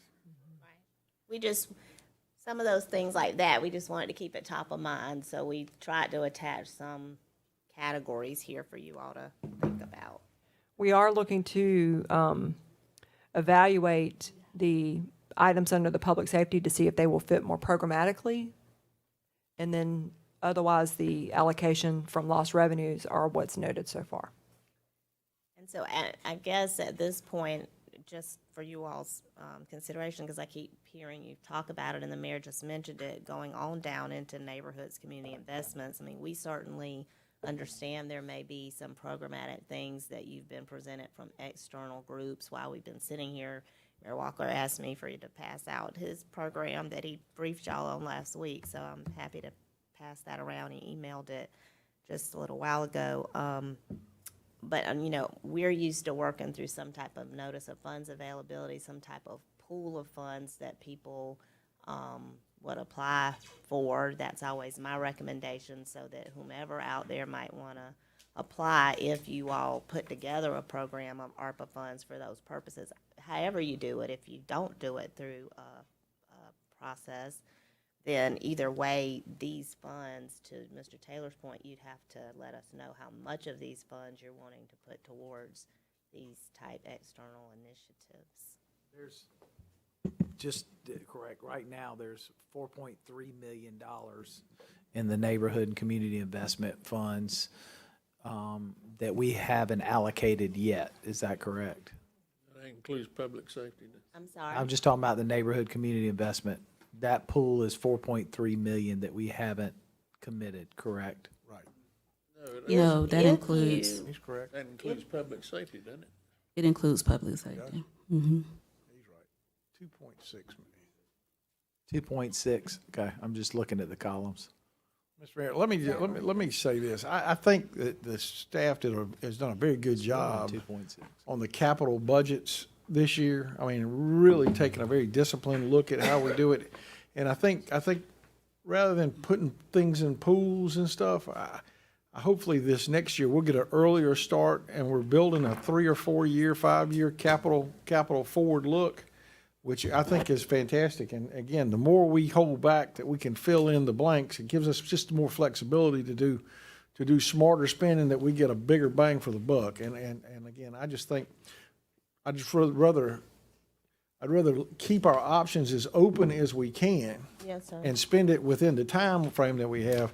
But I think it's going to be really good to build this next year's capital budget. How we go, and I think whether Yes, sir.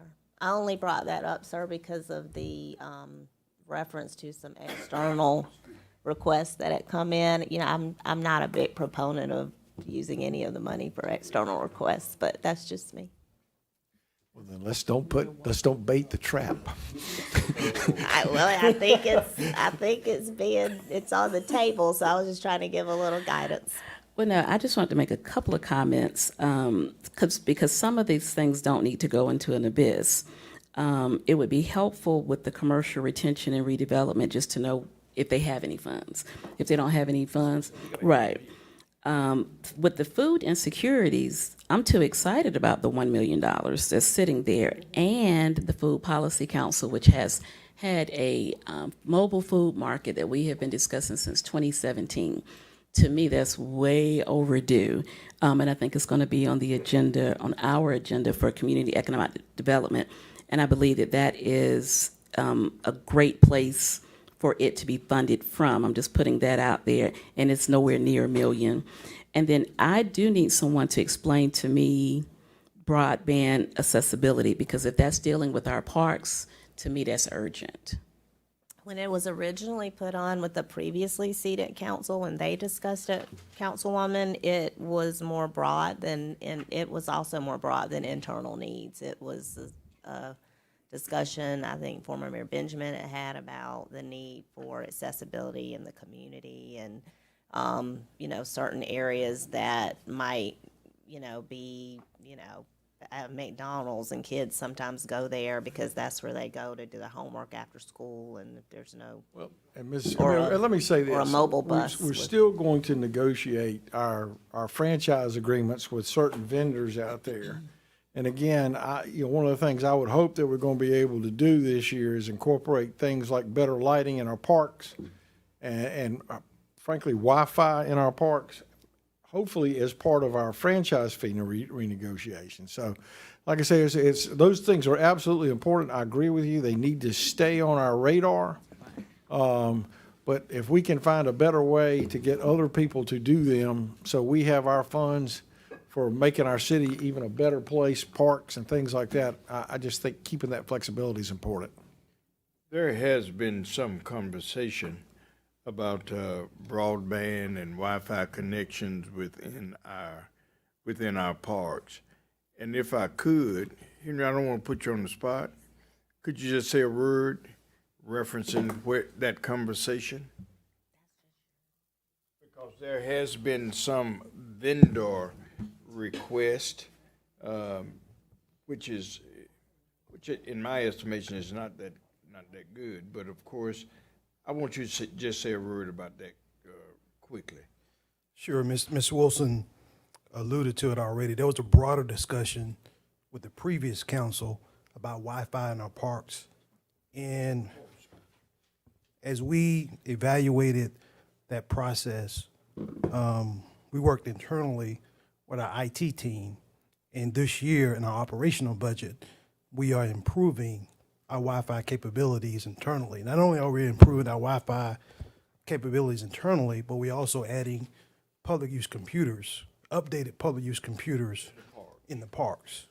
So what that does is that gives a young man an opportunity to come to our parks and access a public use computer if he doesn't have one at home, but is internal to the actual parks. If you all want to get into a broader discussion about connectivity into the community, that'll be a decision that you'll have to make. Right. That's another conversation. Correct. Correct.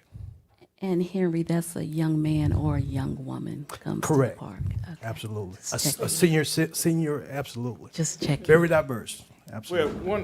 one of the things that I think is crucially important is that providing Wi-Fi services to our parks and not, for lack of a better word, not into the community. It's going to cost us extremely amount of money to do that blanketed service outside of that park. We are talking about 25 to 50 feet beyond the park. Ed, you're not talking into the microphone. 25 If you to- can't talk in the microphone, you cannot speak anymore.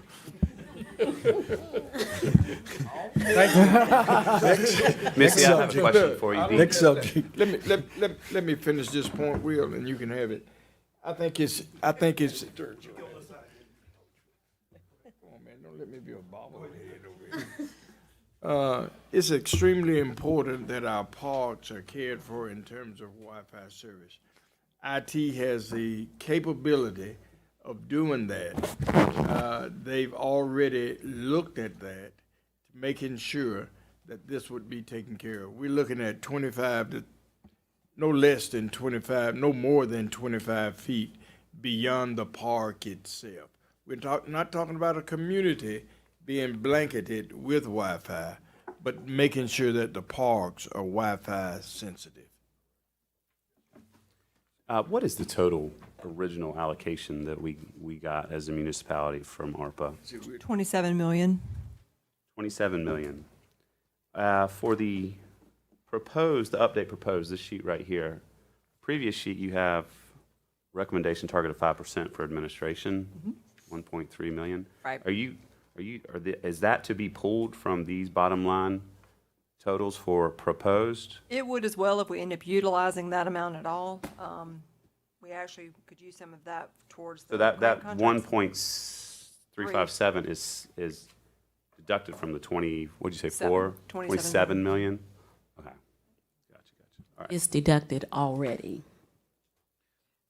Well, at this point, it would add as part of the 1.3 plus the 11.6. But at this point, it's not been actually allocated. it's consideration if we go that path. And what is this where's the Means it's having been 7298 spent. from, on Just this sheet allocated right and here, spent. Missy? So From we could use it. 2122 We could approved. use it. What does that reflect? So that's actually carried forward. So the very bottom line on the total committed and proposed is just the total of the first sheet of what's been allocated and expended, plus what's been proposed on this sheet. So it's just carried forward. So what's proposed from prior year is nothing. We have, 2122 you. is done in terms of being proposed. I know we're getting ready to move to community promotions in the next thing. I want to get one point clarified. We're getting, Mayor Walker has reached out about this. We have the other proposal. Can we put this on discussion for next week so that we can make some decisions there? I didn't. I haven't seen it yet, but.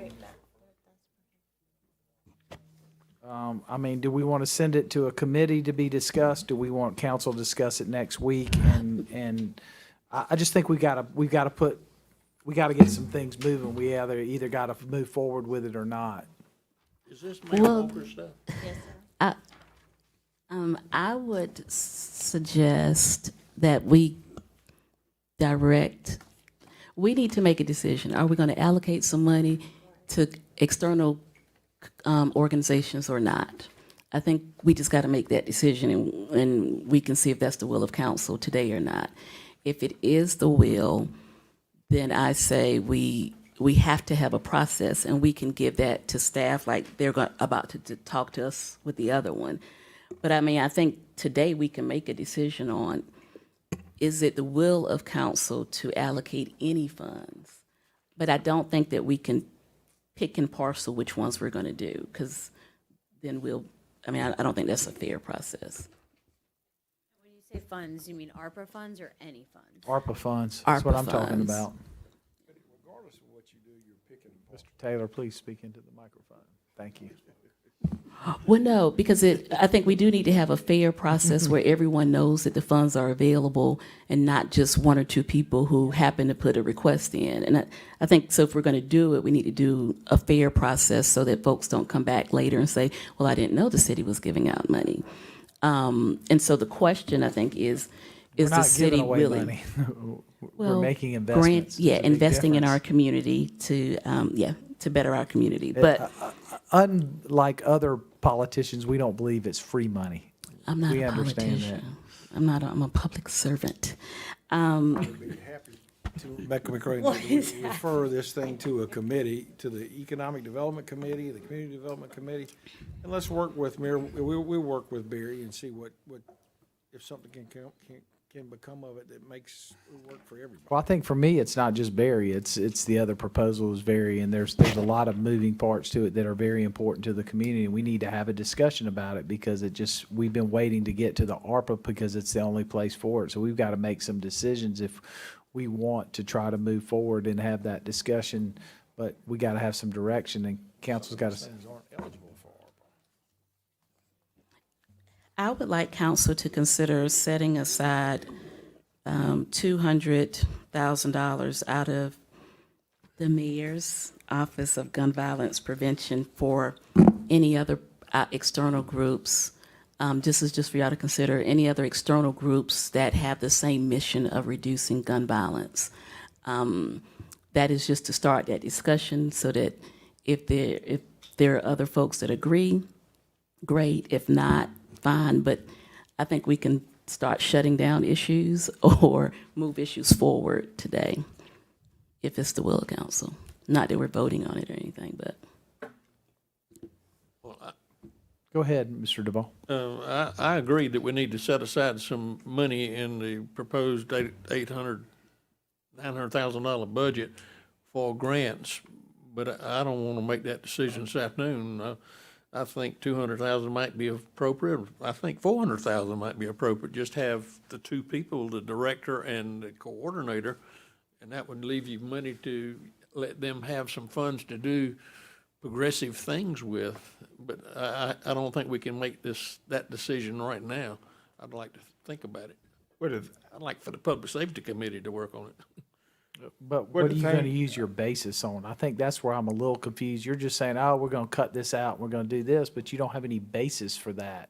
Well, you don't have Well- any basis for putting the $800,000 in. Yeah, I do. It's nationwide basis. That's what I built the model of. That's what I've said three Well, times today. we and might nobody not- seems to be listening. If we want to reduce that because we find a community partner, that's the right way to do it. But this is why we have discussions.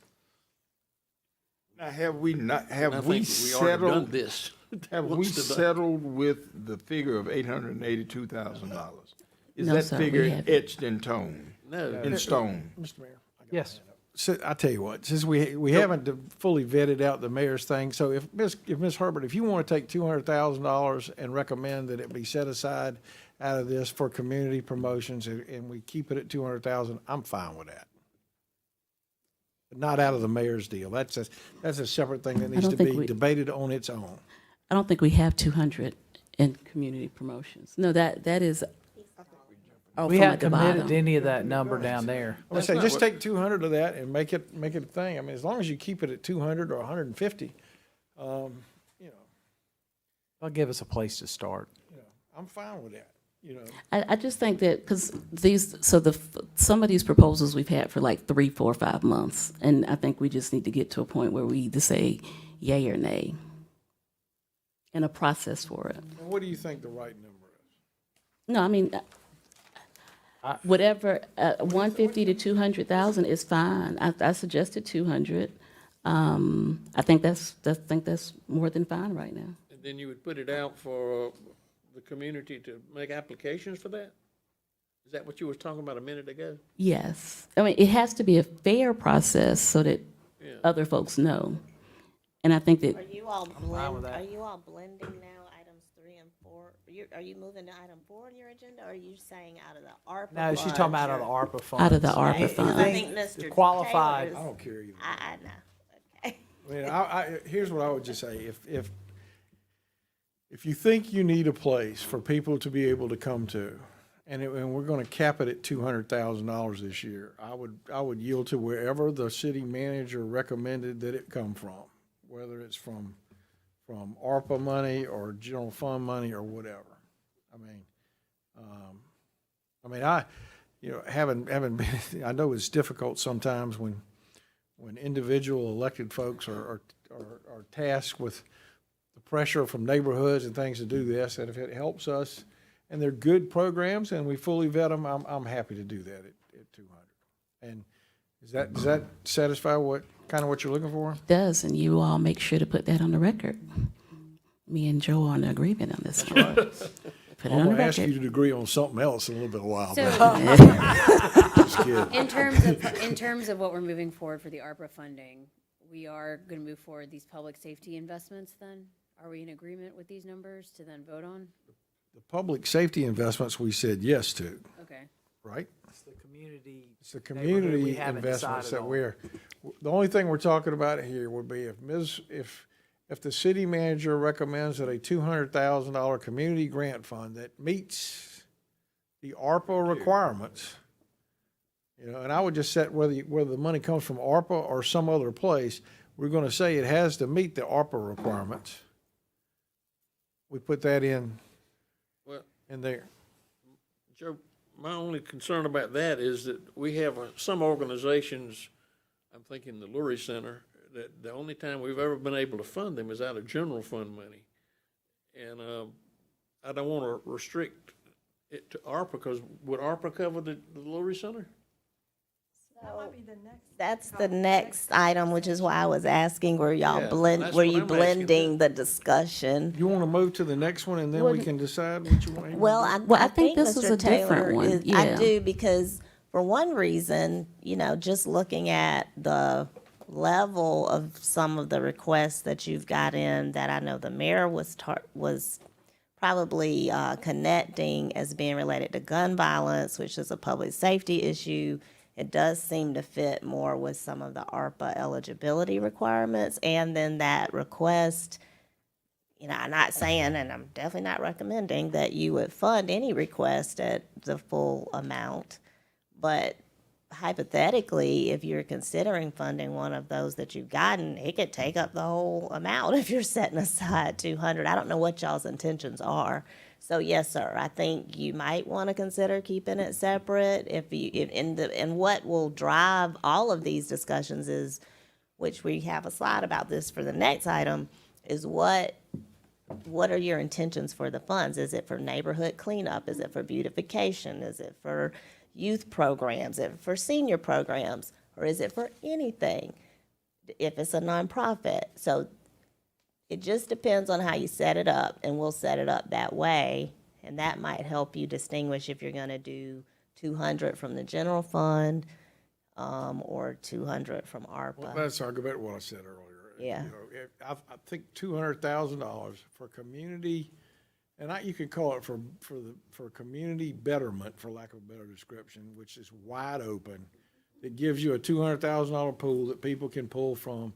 You make the call whether you want it to be a general fund deal or whether you want it to be an ARPA deal. Well, I think she's saying this would be general in order That's what I'm for- saying. yeah. I'm just saying, you make the call. What are the auditing levels for programs like this if it comes through ARPA?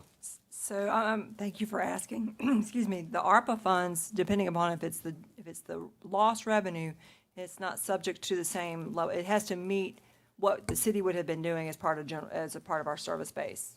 It's primarily the requirement there. If it's programmatic, it's going to have to meet one of the programs outlined by the ARPA allocation categories.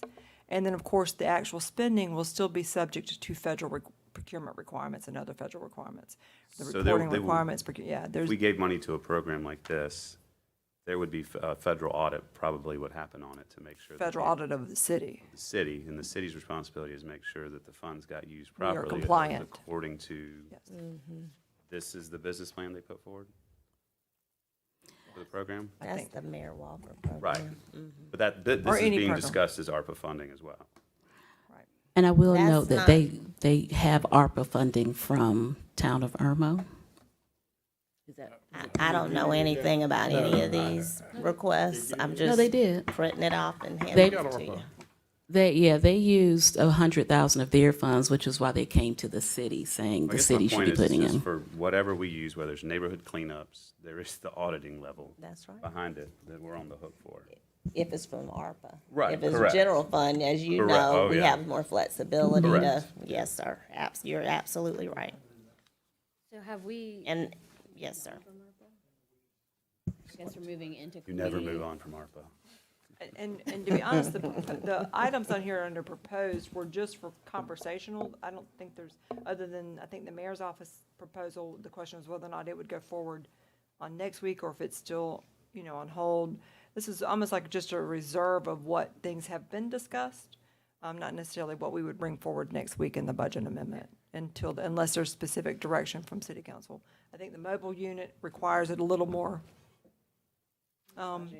tweaking there. does, The yeah. CPD He initiatives. said for he'd take a funds. short bus. We Right. cut that price in half. So, All right, next agenda item. All right, Okay. Lucy, can you say a word about the housing stability? other than that, That's the next area, right? no, sir, Could you just say a word about that, please? it was a placeholder for prior city council, some discussions and just programmatically addressing, for instance, the city's home loan programs, possibly, or some of our affordable housing. It's not designated or specific programmatic. Is that CDBG originated, initiated, or what? No, sir, it would be just one of the categories that was open for discussion when the funds were first awarded to the city. So it's still subject to city council consideration and discussion. So the general fund, the community promotions program, your fiscal year 2022-23 budget included $140,000 allocation. $100,000 is in the general fund, $40,000 is in the accommodations, state accommodations tax, 5% general purpose. We are proposing, in terms of going forward, of course, we'll talk a little bit about the city's grant guidelines and eligibility. As Ms. Wilson mentioned, for city council discussion, as has been discussed from some of our prior conversations with you, whether or not you wanted to make these funds programmatically specific, or if you want to keep them broad and open. In the past notice of funds available from the city have not always been for specific areas of programmatic use, especially when it comes to the general fund type of activities, but that doesn't mean that it couldn't be here, especially in line with city council strategic outcomes. But as Ms. Wilson mentioned, there has been conversations about public space beautification, community cleanup type of events, youth programs or senior programs, anti-violence and crime, community safety programs, neighborhood or community events, or other kind of categories. Some agencies may want to request operating type activities such as capacity building or facility renovations, if they may have those. We would discourage on reoccurring costs as a part of this allocation, because these are one-time funds, even for the general fund, they are considered one-time. So I think at this point, it's just a matter of whether or not city council wants to consider a specific programmatic type of activity with these funds, or to keep it broad. Well, I think one of the things that, as we talk about guidelines and eligibility, I mean, it's very important that there's some parameters around it. If it's, there's other funding attached to it that they've raised some. If it's a community event, let's say it's a community cleanup, that 25% of the community's engaged in the cleanup or something. We need to come up with some parameters to make sure that, because part of the beautification, and I think some of the youth programs especially, is we need to make sure that there's participation and it's not just us. There's other elements to that. I hate to use the word skin in the game, but the reality is that's what we mean, so that we're making sure that, this money is able to stretch out. I know you put in there that can apply up to $25,000. I don't know if we want that high of a threshold. I think that's something that we wanted to discuss as well, because I was thinking we wanted smaller thresholds so that these are for some of these smaller programs, plantings, after school. They don't have to one-time request, events. they don't have to request 25,000. Yeah, but you put on there, you can apply up to, I mean, why wouldn't you apply up to, let's lower that so that we can stretch those funds. Because let's say, what happens if you get 4 great programs, you've wiped out $100,000 like that? Well, Yes. this is the fund that we've been able to fund, the Lurie Center, and they are a very popular organization, and they will be all over you if we don't fund them again. And I think it's been funding at $25,000, has it not? We have funded them 2 years for 25,000. Right. So I would not lower it below 25,000, because when the time comes, I want to recommend that we fund 25,000 to the Lurie Center. But it says up to 25. Yeah, but the mayor wanted to lower that. Well, maybe if we could consider, so I really looked at this pool of funds more for neighborhood activities and beautification, because I get a call every week about who's maintaining the neighborhood signs, and we have this debate. So I was thinking the lower amount because it was more geared towards neighborhoods. But I guess if it is dealing with programmatic things, it could be more. And maybe we have 2 different categories. I don't know if that makes it, I don't know what kind of beautification project would cost $25,000. But I do want to make sure that the neighborhoods really have the opportunity to take advantage of using these funds. What if we lowered it to a lower amount, except for organizations that are named after a former senator from Richland County?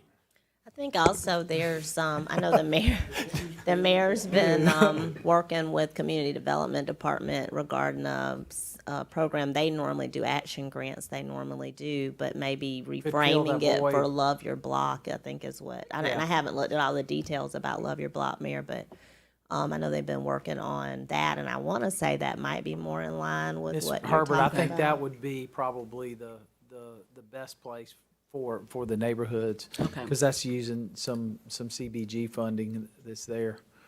for those type of programmatic, so that may solve the problem there. So the goal Everybody kind of here- has, Okay. Having a couple different options Yes, out ma'am. there. I do want to get clarity though, so, I mean, we can definitely help design a NOFA, I think y'all said earlier, for a notice of fundsability, eligibility, requirements, as Missy has up here. Just hearing some of the things that you're saying you're interested in, we can help put that together. Is that the direction you want to go with the 140 we had recommended from the general fund? I'm fine with that. The process of a NOFA when we only have 140,000. Well, Can you give us 200 more, Joe? 200 more that, into the, that fund. the 140 was what you'd That's in already the- that's in budgeted the for, budget. right? I'm So not- if you, I'm not quite clear on the 200,000 additional. me either. Can- I think the 200 was recommended out of ARPA, is that what I'm understanding? Yes, ma'am. Okay, so you have the 200 out of ARPA. But it and only then the for eligible. 140, and whatever meets the eligibility requirements of ARPA. Yeah. Public safety, yeah, public And so safety. would So your like a intention gun be violence that you run prevention it, type program. you'd run it through this program? Is that your No, thought? I would Nick? not. You would not, okay. So you'll keep them separate. I think you should if you're gonna have two I just want to separate make sure I funding was sources. hearing that, because I think you're right. You need 200 to. and 140. Right. And So, then- All move right, on. goodness. Next. Thank you. Yes. Okay. So another topic, favorite conversation, is the fiscal year 22-23 hospitality tax. Continue conversations with some remaining discussions. The total budget, just as a reminder, was $12.7 million. You have allocated to date to the hospitality tax committee $3 million. Debt service at 2.5, transfer to general fund at 3.7. And line item agencies to date have been allocated 2.5. What is still proposed or under consideration, and these are funds, this would be funds that are included in the current year budget, not anything above the budget that's remaining. An oversight on our part when giving council the list of recommendations from the committee was an allocation to the Carolina Parade of $25,000. The committee's recommended $25,000. It was proposed and reviewed at timely, it just was missed whenever you were reviewing your applications in July. We still are reserving $400,000 for consideration and discussion of the Cultural Affairs Office. The River Alliance, we have an annual contract with River Alliance. It's partially funded with hospitality tax in the amount of $26,000. The Parks Recreation Foundation allocation is requested $40,000. This is for city special events. Normally, this is about a $70,000 to $80,000 allocation. However, they have funds remaining from the prior fiscal year that they will carry forward. And some of those events were noted in your memo. Leisure Fund is an annual contract that the city typically awards for an online calendar and promoting event of different events and advertisements. That's a $10,000 contract. And recently added was consideration for a marketing and TV campaign proposal to the tune of about $28,000. Can you tell me a little bit more about the leisure calendar? So that's an online event calendar promotion both promoting both events as well as promoting the community and the surrounding areas. On what platform? A website, Leisure Fund Activity, we can send you that website. It's been around, I think, for a decade. Yeah, it could be. They forever. promote the HTAX organizations, events, as well as, of course, any others. And so if we don't move forward with any of those proposed line items, they would just go back into the hospitality tax general fund to be essentially reassigned, Yes, sir. reallocated, I should say. Other than there would be obviously some considerations if those things were not done. Right, yeah. Great, thanks. So we can't vote on this today, but you want us to shake our heads if we approve the suggestions of the staff to fund this? Where does, They're not and I want to be clear, we're not trying to suggest anything. We're just trying to give a little history on what you have done, what historically the money has gone towards. Just so, Will, is that Cultural Affairs Office your proposal? Right, so Which we're- would replace something or add to something? Replace. Okay. I mean, I like that, and I like the. That's coming up in a work session. Okay, for- so you wanna- For all of us, and then sending it to. Okay, Arts so and we don't Historic. need to do it here? You want to just No, hold sir. off? Yeah. It's just Okay, a and line then, item holder. and then I got to tell you, no way I'm ever voting against the Christmas parade, period. But the one thing I didn't see here is a lot, making sure we have funding allotted for New Year's Eve. I have talked to a couple private sponsors who want to add. It's actually, yeah, it's on. It's not on the page I'm It looking should at, be, 'cause right there, it's you're not- right, sir. It should be reflected here as well as under the city events, if that is the discussion, if we want to continue the $15,000 towards a fireworks program for New Year's. Yeah, I think there's some discussion about having kind of a toned down event, not with all the different rooms and up thing, really just a community concert with possibly fireworks. So I think we need to make sure that we're accounting for that. Mayor, we also did not finish the allocation of the line item agencies. We funded them at their previous year's funding, and I'd like to go back and finish their request with the exception of Adventure, which I think is an exceptional request. Before we jump to that, we haven't decided on the two communications proposed requests, right? The advertising and marketing and the leisure fund. Yeah, what was the TV marketing proposal? Yeah. Your proposal. Isn't there some TV show or something you want to do?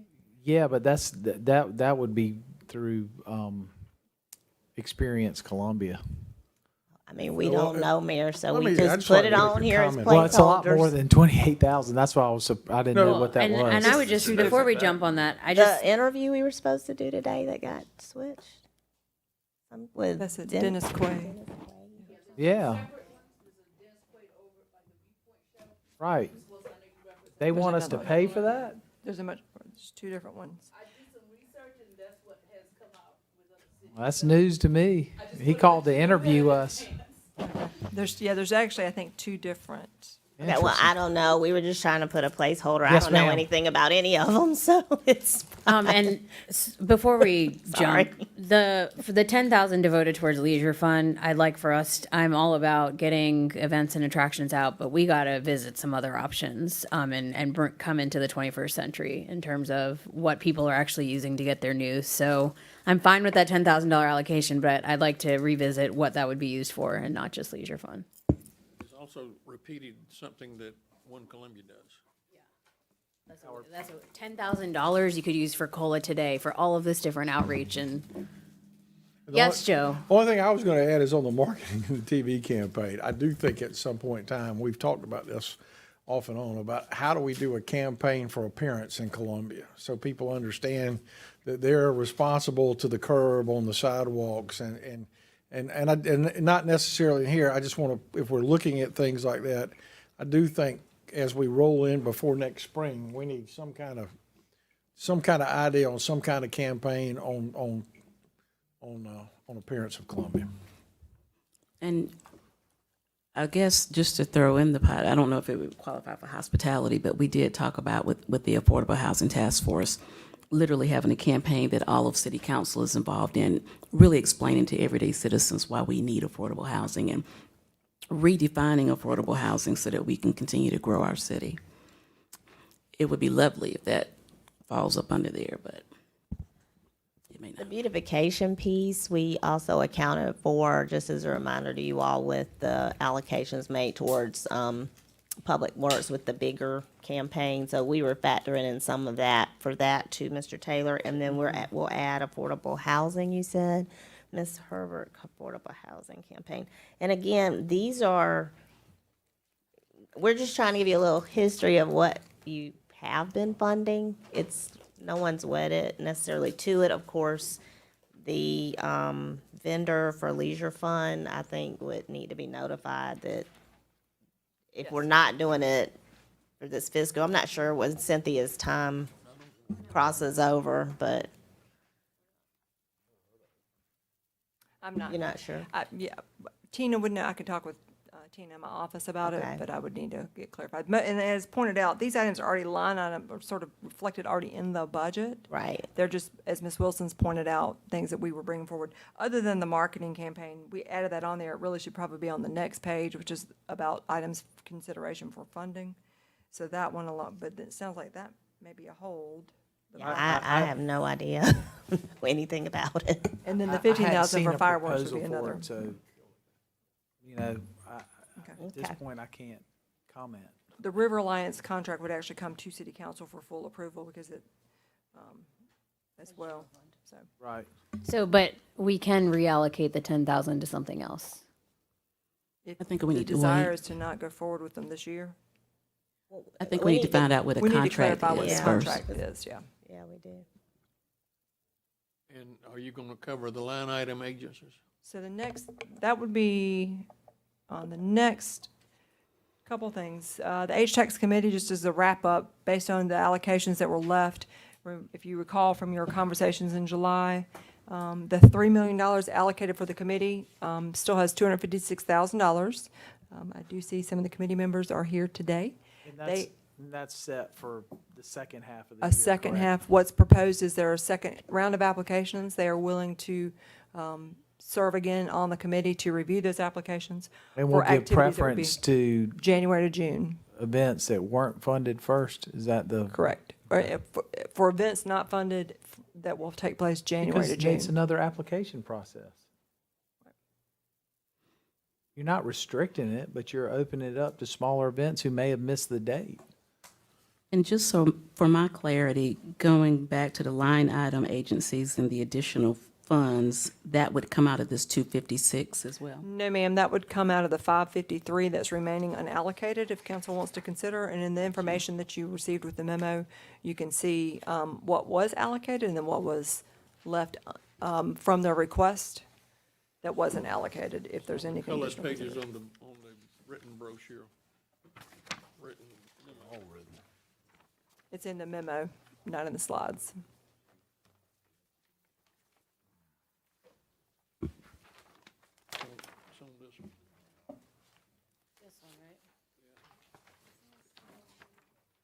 Yeah, I don't.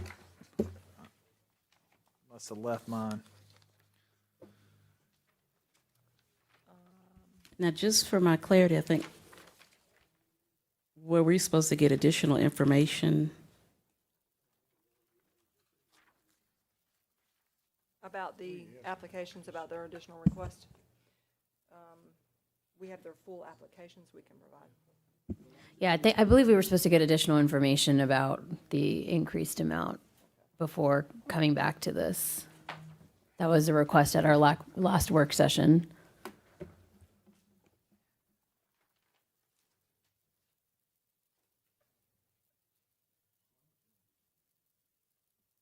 That's really what the project descriptions were providing, but I think you're asking for a little bit more than what's there. That's what the program, that's what these funds would be used for.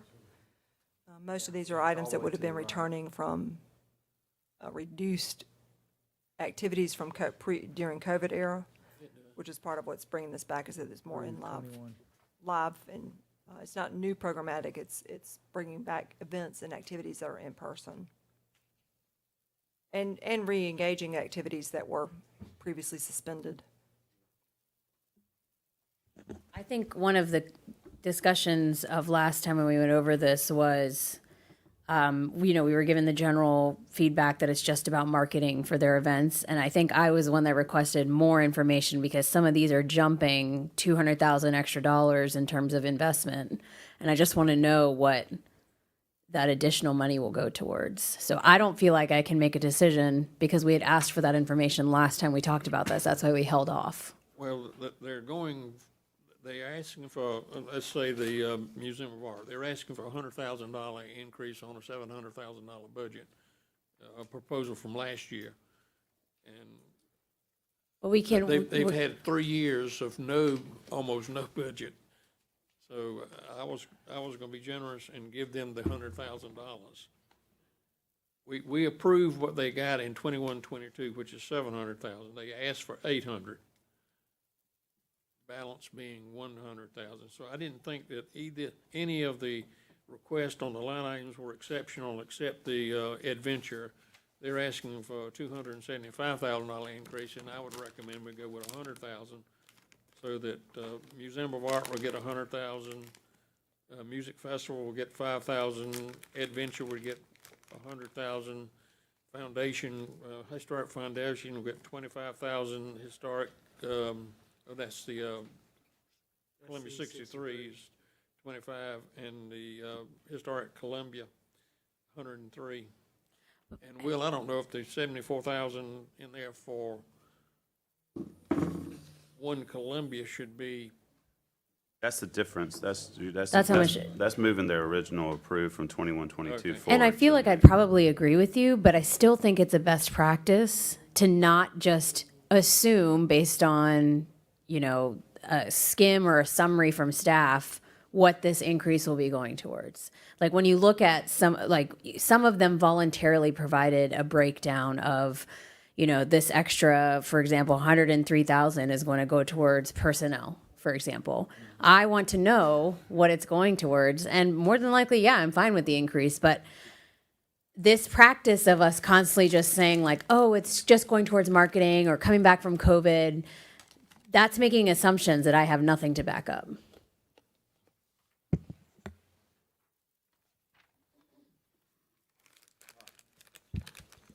I do think that we said we weren't funding any more of One Columbia till we decided what we were doing and got more information because, no one told us directors change. We don't have a director in town. There's a whole lot of series, and I know Will is working on this cultural office, so I think we ought to hold off on that one. As it goes to the other ones, I think if we need more information, let's get it done. The money's there. It's not going anywhere between now and next week or the week after. I defer what the majority of council wants to do. The only one that I would say is I don't know that we should give Adventure 275. I do agree with that.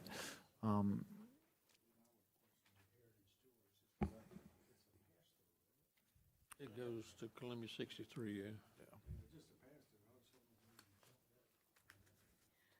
No, they that's get not, 25. that's 25. Heritage Tours Heritage is is- the Historic Columbia. Historic Columbia was the 103, not SC 63. The 25,000. Right, they're run through Historic Columbia. I would just Okay, recommend. so you want to put this off until next Tuesday and see if we can get some information until then? Well, I was just going to recommend following, unless we see something glaring and we want to point it out, go ahead and funding based on the committee's recommendations. Which we have done Committee- except for the line item. Committee doesn't review the line item agencies. This is Just our the line decision. items. Right, and I would point out, for One Columbia, the other 74,000 is actually, the One Columbia contract is split between hospitality tax and state accommodations. So on the state accommodations conversation that is coming up next, you'll see the request of the other balance of their contract request of 158. I don't know that we reviewed and approved a new contract. You haven't received a new contract yet. Right, It's and we pending on haven't funding. approved anything, so we don't need to talk about allocating funding. Well, the annual contract for One Columbia was approved by the previous council. It was only 1 year. It was That only through year's June. Coming up soon. It's actually, It's it now. actually expired June, so this would actually fund the contract that they would need today for July, so it was, So and we yes, wanna- so the 550, everything that we're discussing is included as a part of the current year budget, not anything in from. there. It's This not is all going in in there, there. right. And I would say that you would add as a part of the unallocated, if you're considering additional allocations to the line item agencies, if we're gonna consider funding for the fireworks, that may come here unless there's some of the 10,000 from depending upon what we do with the other, so. Mayor said That'd be it. 15,000 for fireworks. So we would add, that would come from the 553 here.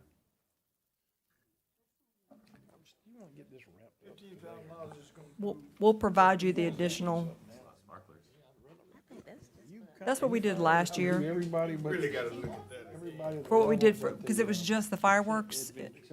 I mean, we may need to get better quotes. Nobody did. It was just, Fine with that. sorry. I can be fine with that. How about Like giving it? that. I mean, it wasn't a, you know, it was just, it wasn't like that.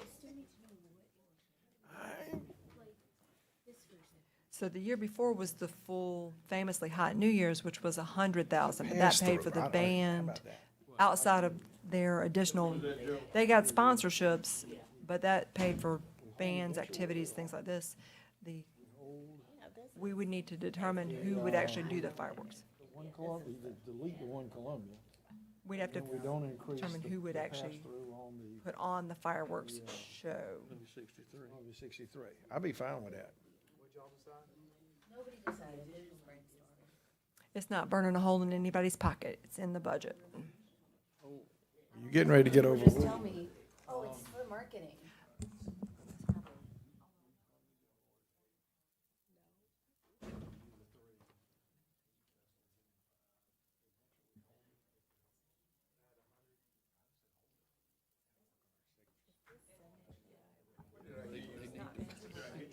They're saying basically that. They're saying they are a pass-through for historic. We own the building and they are not. They pay it, but we own the building. Don't treat it as a separate item. Following instruction. That's Bobby's, right? Bobby Donaldson's?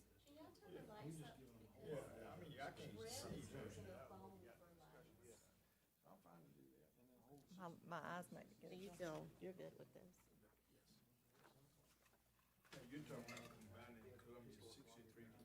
It already is combined. It's a pass-through, so historic Columbia is a fiduciary agent. Missy, Missy, on this, on this thing, No idea, that's you know, what I was asking. we would ask you to probably look at raising the Columbia Museum of Art, their number. Okay. Can I ask for a little, The same thing, add their Professional- capital campaign number. can I have a moment? I'm over here. I don't know what you're doing now. Can I have a moment while y'all all look control. at this to just take a moment out from this deep thought discussion that we're having and turn the floor over to the chief for one minute, if you wouldn't mind? Go to the, can you go to the mic? I want to introduce you to Orlando Santos Madura, okay? Santos is pulling security downstairs to keep everybody safe up here as we speak. Orlando's assigned to the traffic unit, but I have the privilege of giving him his 10-year service pin. And what I'd like to say about,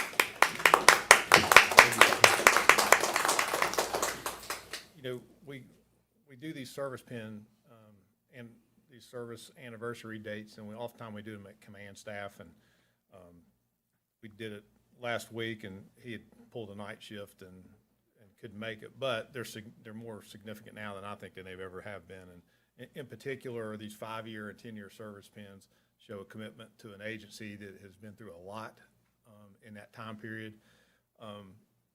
This young man is the epitome of professional all the time. He has the best attitude. You talk about an ambassador for our department with our young officers and being a mentor, and then with our public. This is a guy.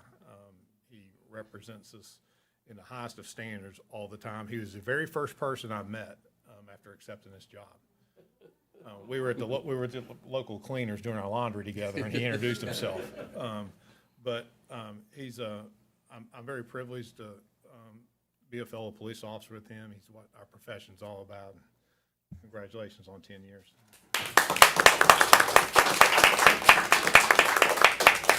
Thank you.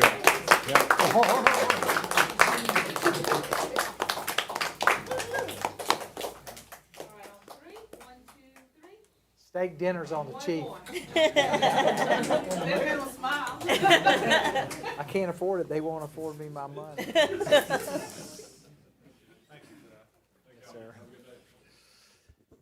Okay, so this collective brain trust here has come with a solution here so that we can give staff direction so they can move on and we can get to all all the other important business that we have before us.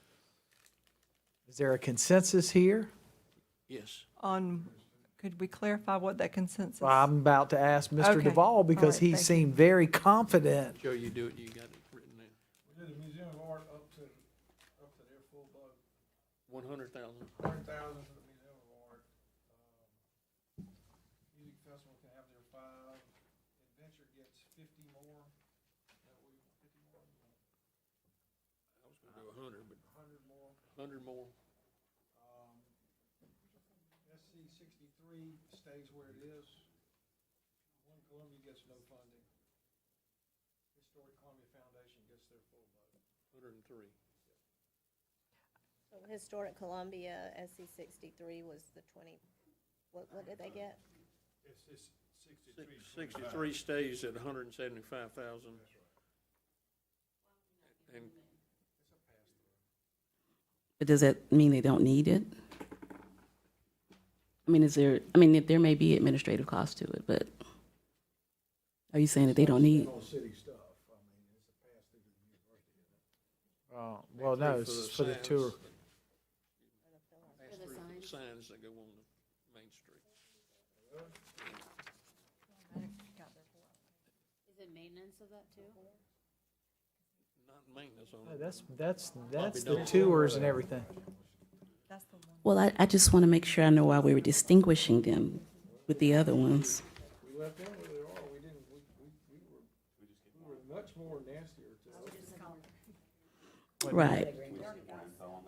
Yeah, Yeah, can we get more information? we can always revisit it. About Adventure, We can answer that question. get a total.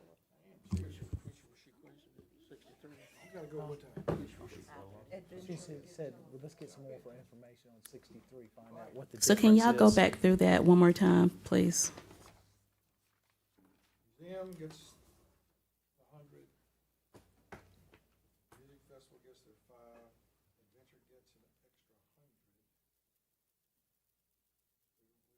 Columbia SC 63 stays where it is. Until further information.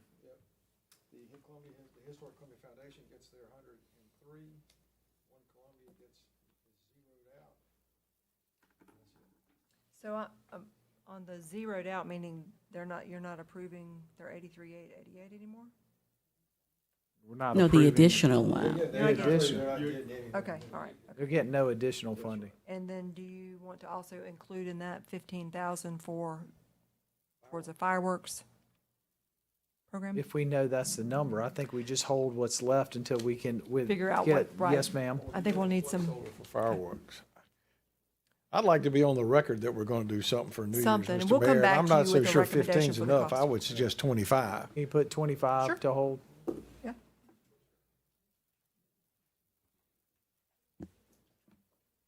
So we will include on them next week your budget. You're not amending anything. These funds are in your budget. You're They'll just, just we're show just them as approving where allocated. they're Yes. allocated. And just on the fireworks, just allocate it to New Year's. Okay, I will. And then also too, the items that were discussed on this other line, with exception of the marketing campaign, the others will keep on there as well. And Leisure we'll fund. get additional information. Yeah, for we're still leisure fund. holding the funds for the discussion that Mr. Brennan's bringing forth. Right. We're Those The are, holding River all of Alliance, yeah. We're holding all those. No, we're doing those other than Leisure Fund. well, leisure fund is, either way, it still is a matter of the contract being reviewed by. and- Right. and moving Okay. forward. So we're just holding, for We're holding the that. cultural office. It's just, Yeah, it's just yeah. a hold in the We're budget. holding leisure funds and we're holding marketing TV. That's correct. Perfect. All right. Is that, everybody's clear? I just, regardless, before we make final decisions, I want more information. Like, these are great numbers, but I mean, I want to know about the 25,000 and what they're going to do with the additional money before Tuesday. We can provide you their application. Okay, moving on to state accommodations tax. The total budget was 2.6 million. You have allocated, as per state law, $25,000 comes straight off the top to the general fund. 5% is for general purposes, activities, which 5% of the 95% available for allocation is 131, of which 40,000 has been allocated for community on both. promotions. And then the ATAX committee was allocated, the allocations for the ATAX committee was 9.75 million. What's still under consideration is, One Columbia's requested remaining amount of 74,000. Why is that in both categories? Their contract was split between hospitality tax and accommodations tax several years ago, for their full funding. Okay, we're gonna hold that at this point. Gave them half in. Yeah, we gave them half in the HX, we're gonna hold the rest until we decide what happens with the cultural office that Sure. Mr. Brennan's been working on. And then the unallocated balance of 527,000 Giving you for the credit. 65% tourism is still just a hold. The only thing that was really for consideration today, I believe, is whether or not to move forward with the allocation for One Columbia, unless there are additional allocations for the I two think groups we'll- receiving funds from Accommodations Tax Committee. I think we just hold on to the unallocated remaining balance at this point, and then if something comes up, further discussion, some event or something, we have something to go to at Or, this point. or, Mr. Mayor, we can use that in next year's capital budget. Yeah, I think we just wait and see at this point. I don't think we're in a hurry to spend that money. Moving on, City Council special events. These are activities of events and programs that City Council has sponsored or promoted or encouraged over recent years, prior city to city council. These are some activities, just looking for some direction moving forward. This includes the Mayor's Walk for against domestic violence that is held in October. The costs that are on here are what has been average spend, and with this event specifically, this is if the event is held in person. If it's held virtually, the cost is significantly reduced. The breast cancer awareness breakfast, Which I'll tell you that for the breast cancer event, we are making a full campaign to bring in the community and really kind of build that up. Our goal is really to pay for this next piece of equipment that's a $50,000 equipment. So our goal is really to raise funds and get the community behind it. The event will happen at the Boyd Plaza this year, so I'm really excited about there. And Erica has done an incredible job of putting a sponsorship package and reaching out. Traditionally, council has taken money out of their expense accounts to put towards it, but I do think the base funding, so if we have some extra funding that we can put towards it, obviously, we would appreciate that.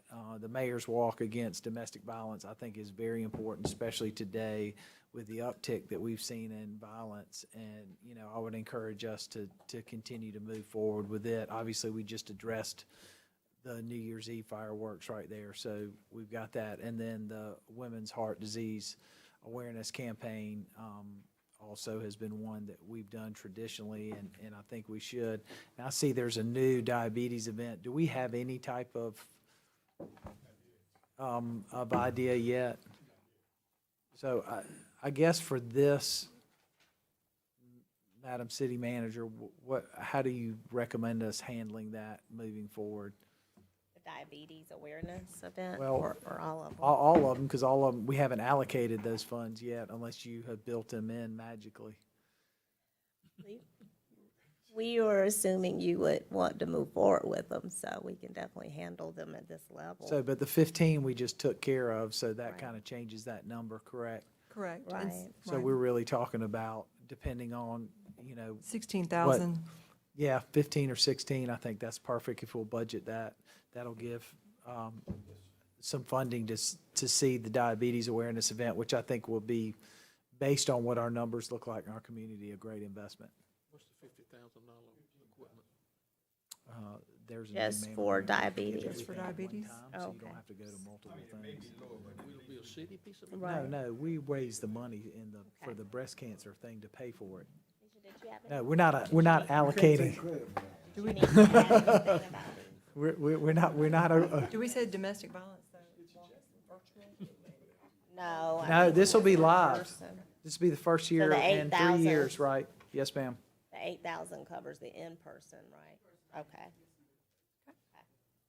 And then we'll add 15 for the potential of some type of diabetes. Well, I think no, ma'am, I think what we're talking about is the whole budget being around, we're going to allocate some of the 15,000 from that. You can't put 15,000 to one event. That was his request. Well, I know what you thought you heard, but the reality is that's not what it was. Of course, I said yes. What you're saying though is that out of the 15,000 comes an appropriate figure for the November event. Yeah, because we've funded the fireworks separately. I mean, that's fine. That's fine. I just want to make sure we're not zeroed out and that there is some funding there. Yeah, because if you're getting 15, now I gotta wait, I got breast cancer breakfast. November. No pun intended. That's like, we're gonna win. Thank you. So is it consensus? It's a short time frame. Yeah. Is the consensus then to build around the 31.5? Yes, ma'am, and the whatever's New left Year's over, we'll Eve will come out reallocate of to something HVAC. else. Or the Yes, bal- ma'am. Or the balance around what's available remaining. The balance of what's available. Whatever Make it we have in your left budget. over, we Make it can, work. we can move it, because something will pop up.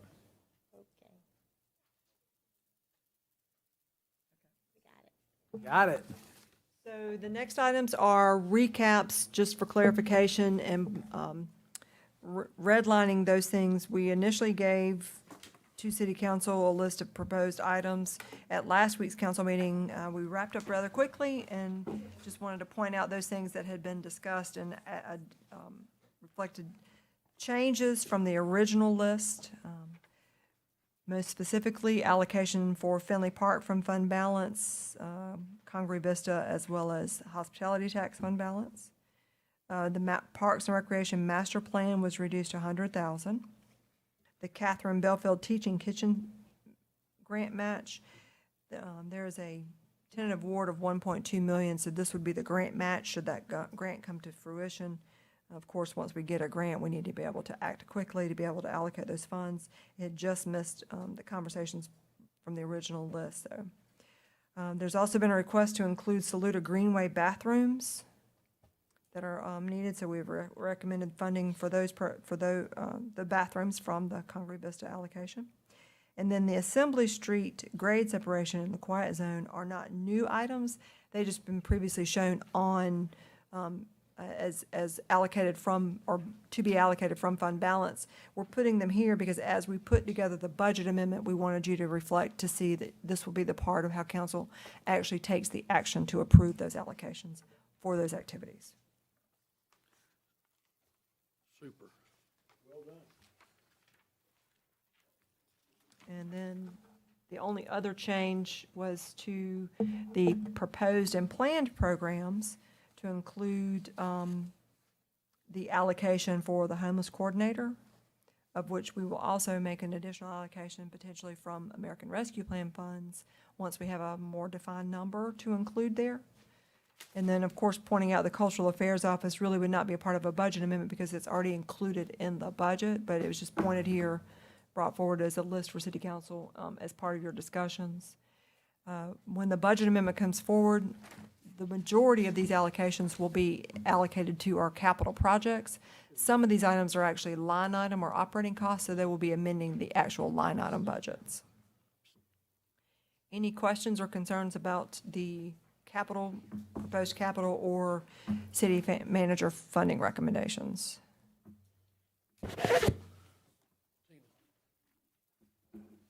Going once, going twice? No comment? Of course, this does include the office. Yeah, okay. Congratulations, you survived. We got one more. I knew it was too good to be true. Just to clarify, there's nothing new. This is just this is just restating some existing prior information, maybe clarifying a little bit more. I don't know if Jeff, you want to come up or if you just want to talk through to see if there's any specific questions. You got the votes, Jeff, don't say much. Say thank you, and let's, On a new word I learned today, can we concretize this right here?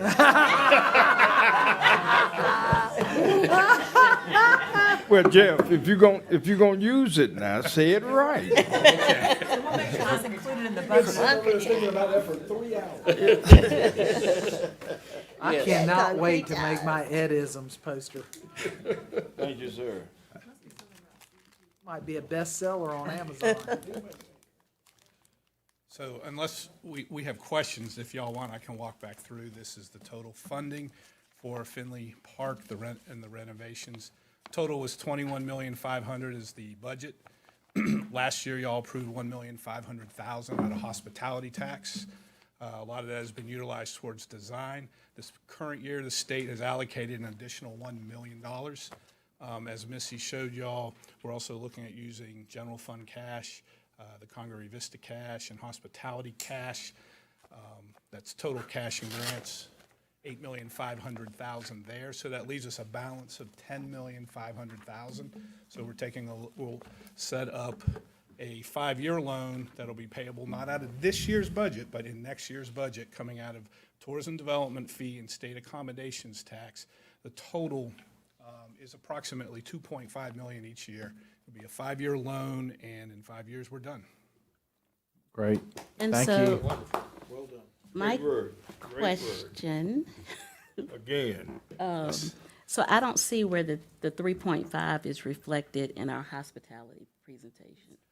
The entire conversation about hospitality, the prior conversation about hospitality tax was already included your 22-23 budget. Right. Everything discussed here is out of the fund balance of hospitality tax. So we will be amending the hospitality tax budget to include these as a part of the hospitality tax budget for allocation to this specific project. And this does not include if there's any future income stream to the city from a user of Finley Park, whether it's a mixed-use development, whether it's a. You're correct. That does not include, it's not. You're included in this absolutely correct, Mr. Okay. Brennan. number. Hey, Thank you. before we sign off, I got a text from our clerk who's in the eye in the sky. Could somebody restate the recommendation? She couldn't hear them clearly for the hospitality tax allotment. All right, Missy, can you make sure she gets that? Erica, you hear that? Wave to us through the camera. These are subject to change, right? Given more information. I'll get you the information. Thank you. I am not committing to anything, but I know everybody else has recommendations. We will have your vote by next Tuesday. And if we don't, it'll be a 6-1 and we'll move on.